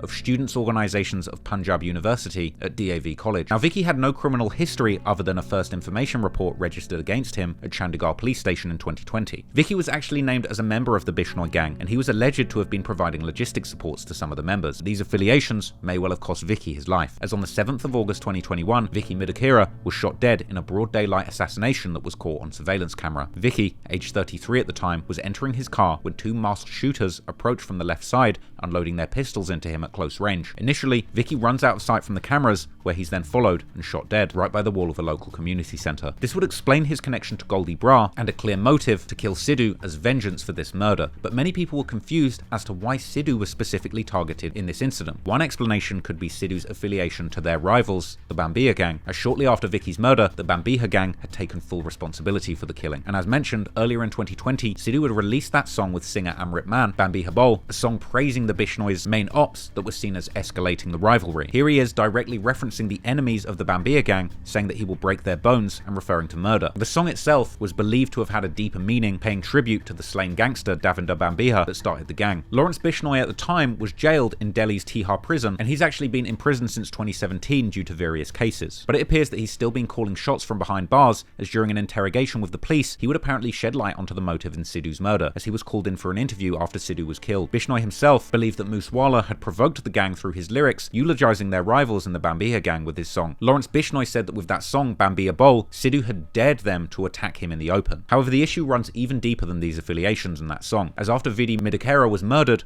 the police had named one of Sidhu's managers, Shaganpreet Singh, as a main conspirator in the murder. 1 month after Sidhu was killed, Shaganpreet was seeking protection from the courts due to threats made against him by the Bishnois and Goldie Brar too. In response to his application, the Punjab police claimed that there was sufficient evidence that places Sidhu's manager as the main conspirator in Vicky Mudakera's murder. Allegedly, Shaganpreet Singh had met with 2 others at a Sikh temple and asked them to carry out the murder of Vicky Mudakera. The shooters also claimed that Shaganpreet arranged for them to stay at his flat in Karan. However, it was found by the investigative agency that there was no further corroborative evidence that showed any communication between Shaganpreet and the co-accused. Furthermore, Shaganpreet added that he has no connection with the Bambiha gang, claiming that he's been targeted for no reason. But coincidentally, soon after Midakera's murder, Shaganpreet had fled to Australia. But regardless of Shaganpreet's involvement, that murder plot was very extensive. The hit was called from several members and associates of the Bambiha gang, like Lucky Patial, who was behind bars in an Armenian jail, apparently sending a message to another fugitive named Gandhi, who was on the run in Malaysia. Gandhi had planned and organized the hit, providing weapons and logistical support, and to this day, that case is still unsolved and has never gone to trial, likely due to the fact that the main perpetrators are all locked away in various foreign prisons. But regardless, Goldie Brar and the Bishnoi gang felt betrayed by the system and felt that Mudakera's murder went unpunished. So they would choose the target of their retaliation to be Sidhu MooseWala, the most famous gangster rapper who had already dropped a song publicly, shouting out the gang that had killed their friend. So in the following days after May the 29th, police would desperately try and piece together the evidence and find the fleeing group of shooters that killed Sidhu. And by early June, that investigation was well underway, with one single piece of evidence blowing the entire case wide open and leading the police on a cat and mouse chase of the shooters all across India. The first piece of evidence was found 13 kilometers away from the scene of the crime in the Kayala village. This was the abandoned Bolero SUV used in the shooting that overtook Sidhu. Inside the car was a gas station receipt. This receipt was addressed to Fatehabad in the Haryana district, which is around 320 kilometers south of the Punjab region. On the same day, security footage was obtained by local police from the gas station in Haryana. The footage would show the Bolero SUV's movement, showing it going to the gas station and filling up. After investigating the footage further, police managed to identify a suspect as the shooter in the case, Mr. Priyawarat Fauji and a 19-year-old named Ankit Sirsa from the Sonipat village. Both were identified as suspected shooters, and on the 6th of June, police recovered another one of the vehicles used by the shooters. It was found that the killers actually used another car, an Alto, which was robbed at gunpoint by the assailants in the Corolla. At a certain point, they chose to swap and abandon the Corolla as it got damaged in the incident and broke down. Ultimately, the Corolla was found the day after Sidhu's murder in the Moga district. It was abandoned in a field with the number plates removed, and there were no weapons or further evidence found in that car. But the Alto that they'd gotten into after abandoning the Corolla was found by tracing the route of the car through CCTV footage, which ultimately led to 5 arrests. And articles were later written about how this banged up getaway car would ultimately be the thing that led the police to the culprits. After these major breakthroughs, the Indian police then embarked on a major 21-day operation to capture the killers, starting on the 13th of June 2022. The operation began when police used technical surveillance to establish that some of the shooters were in the Gujarat region, which is over 1,100 kilometers south from Punjab. Investigators were able to narrow down their search to a 3.5-mile radius in the Mundrapur area, which eventually led them to Baroi village. Baroi is around 2 kilometers from the local city with a population of around 15,000 people. Therefore, seeking out the killers would prove to be more difficult than assumed in such a rural village. It was found that the suspects had rented a room in Baroi using fake IDs. They posed as migrant workers because the local ports would often see lots of men from different regions coming over for work. The investigators were then able to narrow down their search to local rooms that had been rented recently. Investigators were also aware of the physical profile of their suspects, such as their height and build. Now, interestingly, average height actually differs from region to region in India due to the sheer size of the country. People from certain areas are just taller than other people from other areas, it's a thing. So the team of investigators was struggling to pin down the single room in the village that the gang were hiding out in because they were working from a tower. So they chose to patrol the area on scooters, posing as port workers themselves. The authorities were already aware that the suspects were allegedly running an illegal liquor business due to Gujarat Gujarat being a dry state, this fact helped the investigators locate one of the businesses catering to workers in Baroi and the nearby areas. The police then found out that the supply of liquor was being supplied from zones such as Sonipat, which is actually where those two shooters that were arrested already were originally from. A few days later, the police received a tip from a family living in close proximity to 3 suspicious men all renting a room together. Sadly, at this point, no arrests were made due to the evidence not being strong enough. But eventually, the police would search the accommodation complex and look specifically for anyone who looked out of place. At that point, they noticed 3 men sitting on a charpai cot, but they were all facing away from the police. However, the police would then notice that the position of the men seemed peculiar for that region of India. The men were sat with one leg folded and the other bent from the knee, which the investigators knew was a style of sitting particular to the Haryana region. The team would also spot that one of the shooters was unusually tall for the area, standing at around 6 feet, as well as having a lighter complexion than the other people around. The third suspect was then spotted coming out of another room, having just bought enough milk for 3 people. As Priyavrat and Kashish had already been spotted in the CCTV from the fuel station, the police had a positive ID and would arrest these men on the spot. They ended up jumping the walls apprehending Keshav, and after finding the other 2 suspects inside the room and catching them, after questioning, it would appear that Keshav had warned the other members about wearing a mask at all times, and he was seemingly aware that they had already all been spotted on CCTV. The 21-day operation proved successful, and the arrest of the shooters swiftly made Indian news.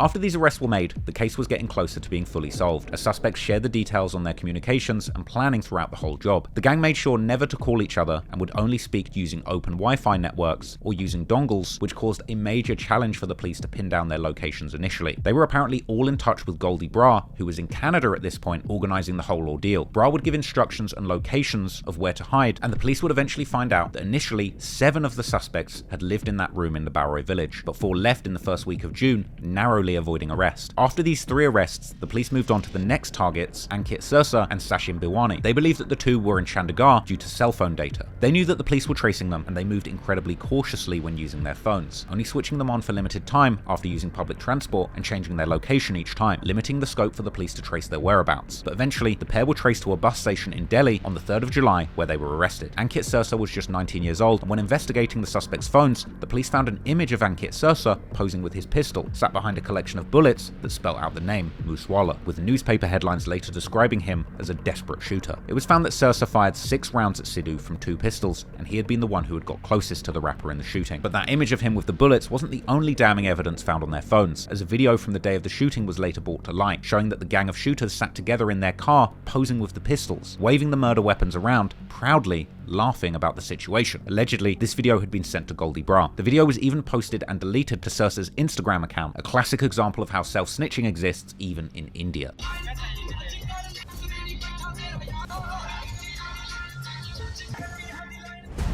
These are the attackers of the late Punjabi singer Sidhu MooseWala. In a video, they can be seen celebrating after the murder. The shooters can be seen smiling and waving their guns in front of the camera.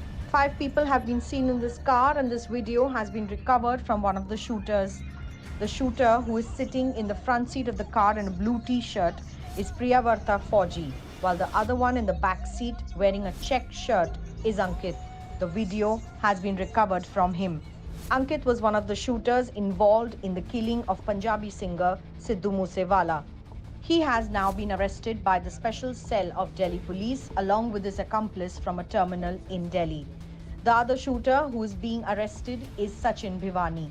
He took the responsibility for harboring 4 of the shooters in the Sidhu MooseWala case. The following month, further images of the shooters were shared to the public, with the group apparently enjoying a day out to the beach together and posing for the cameras apparently in celebration of pulling off the murder. Finally, the main perpetrators in Sidhu's murder had all been identified, with some of them being arrested. And over the following months, several encounters would go down between the Bishnoi gang and the police, such as the 4-hour-long standoff with Punjab police that resulted in a group being killed, which included others that had apparently been involved in the murder of Sidhu, and there would be multiple Bishnoi associates arrested internationally. 2 more suspects in Sidhu's murder were arrested in Kenya and Azerbaijan, but even more crazy, in 2023, India Today managed to interview Goldie Brar himself, where he still admits to having had Sidhu killed. I'm going to cut across to this very breaking news. In fact, Goldie Brar, when speaking to India Today, has also spoken about MooseWala, Sidhu MooseWala. He's admitted that he was the one who got Sidhu MooseWala killed. Gangster Goldie Brar, chilling confessions here, coming part 2, where he says in a big exclusive conversation to India Today that he has killed singer Sidhu MooseWala. This is Goldie Brar's confession number 2, where Brar has said, yes, I did kill Sidhu MooseWala. Goldie Brar further confirming that Sidhu enjoyed unnecessary power and I wanted to teach him a lesson and therefore I got him killed. This is Goldie Brar's confession, a big confession coming in. Right when Sidhu MooseWala was murdered itself, it was Goldie Brar who claimed that attack. He did claim the murder itself, saying that he takes responsibility for it. During the interview, Goldie described Sidhu as an egotistic, spoiled person who had more money and power than necessary, suggesting that he had misused his influence on the police. Brar said that his gang thought it was necessary to teach Sidhu a lesson because he did personal harm to them and that his mistakes were unforgivable. Yes, he was an egoistic, spoiled person who had more than necessary money, who had more than necessary political power, police power, which was misused. It was necessary to teach him a lesson. He was taught a lesson, that's all. Yes, he has done some personal harm to us. He has made such mistakes which were not worthy of forgiveness. Despite many of the actual shooters on the hit being captured or killed by the police, the self-professed mastermind of the hit, Goldie Brar, remains free and on the run from murder charges, with rumours as recent as May 2024 that he might have been gunned down in California. But these rumours turned out not to be true, and to this day, he still remains at large.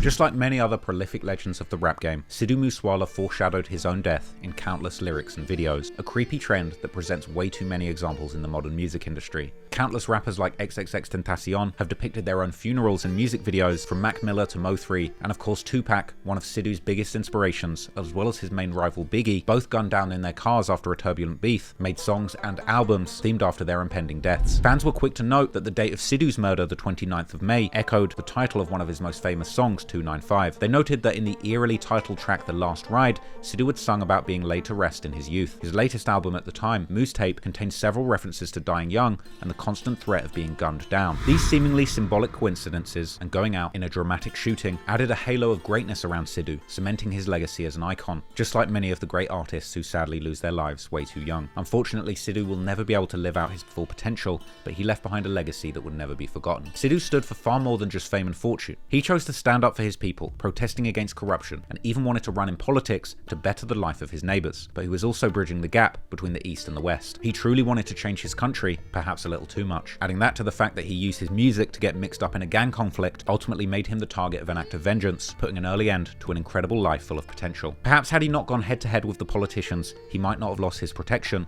and maybe he would have had security to shoot back that day. This situation is much deeper than meets the eye, and it's clear that Sidhu's revolutionary spirit meant that a lot of people wanted him dead, and no matter what, we know from his lyrics that he knew he wasn't going to survive. In the aftermath of Sidhu's death came support and grief from all over the world. Images of Sidhu's body was pictured as people paid their last respects before he was laid to rest. One viral video would even circulate, showing the heartbreaking scene where his parents broke down over the casket, still struggling to process the loss of their beloved son. Sidhu's death touched people you wouldn't have even expected. Even from his long-time perceived enemy in music, Karan Aujla, would be seen crying on social media following the news, later releasing a tribute song. But it wasn't just Indian artists paying their respects to Sidhu. Also, some of the biggest artists in the entire world. Drake would pay respects to Sidhu on his OVO radio show Table for One, as well as wearing a t-shirt reading RIP Sidhu MooseWala, something that was later released to the public for sale. Here in the UK, YouTube sensation KSI would also be seen wearing a t-shirt commemorating Sidhu and honouring his first album PBX1. African giant and Afrobeats legend Burna Boy would also share his heartbreak after Sidhu passing, as he was seen breaking down on stage while singing RIP Sidhu MooseWala and copying Sidhu's signature thigh slap.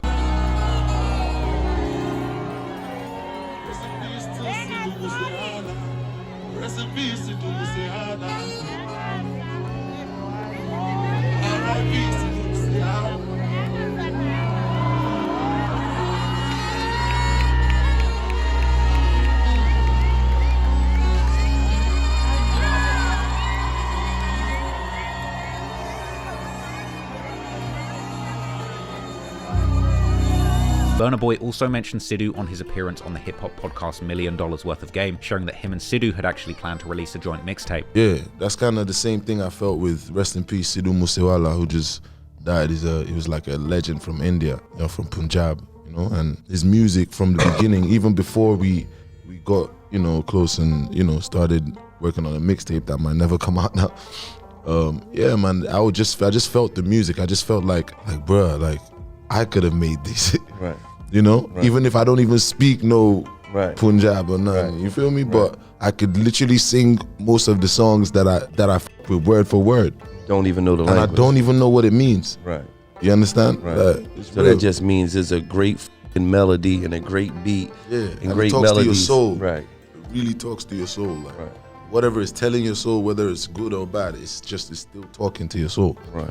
And regardless of the language barriers, Sidhu's music was so strong, it resonated with Burna Boy deeply. He would actually visit Sidhu's parents' house in the UK, gifting them a painting of their son. Furthermore, UK drill rapper Tion Wayne, who collaborated with Sidhu on a couple of tracks, including Celebrity Killer, would pay homage to Sidhu in his own 2023 solo track, Healing. In the video, Tion visits Sidhu's house in Musa, surrounded by armed guards, and of course his famous tractors. The music video ends with a special tribute to Sidhu, reading Legends Never Die. However, Sidhu's death was sadly not only used to pay respects, as political parties in India attempted to use him as a tool to gain influence. In the Sangra Lok Sabha by-polls in 2022, the INC party proceeded to use Sidhu's image as a tool within their election campaigns. This move was objected to by Sidhu's family, who then proceeded to appeal for the party not to use their son's image and persona for political or personal gain. Regardless of all the accolades and influence Sidhu gained in his career, in the end, he was brutally murdered in broad daylight over the actions of other men that had nothing to do with him. His parents had lost their dear and only son, which is heartbreaking when considering the level of respect and affection that Sidhu showed his parents throughout his career, such as the time that he supported his mother in the Musa election or releasing his own tribute song Dear Mama,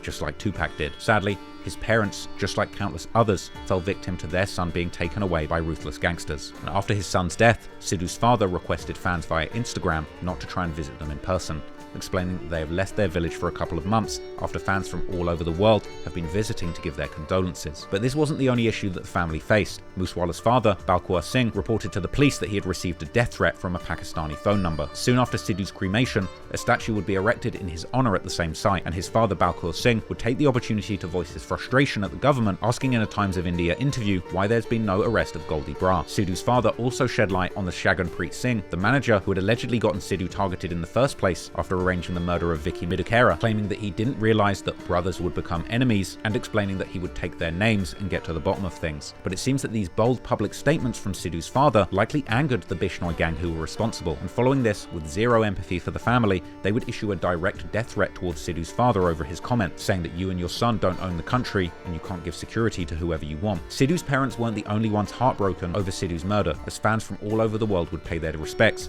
detailing just how much the loss had affected them, and how Sidhu's music had even allowed themselves to get closer to their own culture. One fan would give a detailed breakdown as to why Sidhu was so beloved, even mentioning how people were taking the loss as if they had lost one of their own family members. But although Sidhu was gone, his momentum was far from over, and he still had a locker of unreleased songs and powerful messages, such as SYL, a song which was taken down 3 days after its original upload due to its controversial and anti-government nature, yet it still managed to go on to amass 22 million views. Thankfully, it was still reinstated and is available today. After his death, Sidhu's music posthumously charted in numerous countries, taking his already enormous influence to new highs. In April 2023, Steel Bangles also released a posthumous song from Sidhu featuring Burna Boy. The song's a beautiful tribute to Sidhu and explains the importance of his name, with Merana meaning my name. The video features multiple shots honoring Sidhu, such as Drake wearing the RIP Sidhu shirt, as well as a field of his beloved tractors, and his face appearing in the clouds. Sidhu left behind a beautiful legacy and was a great example and role model for the Punjabi Jat people. Although his family faced massive amounts of trauma and backlash following Sidhu's death, recently the family shared an incredible surprise to the world in March 2024. 2 years after Sidhu's murder, they had delivered a new son.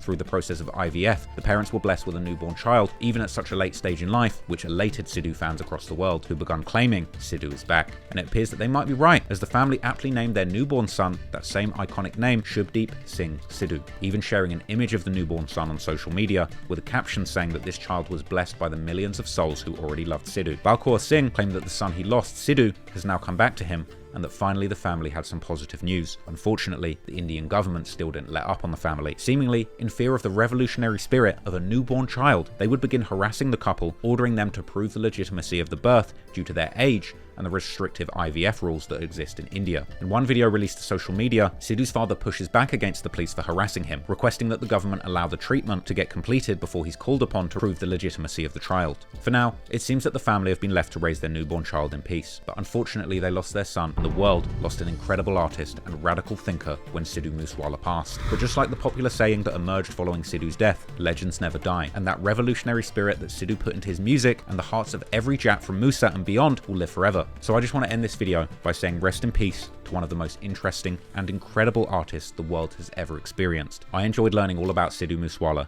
and I hope you did too. Thank you for watching, and until next time, peace out.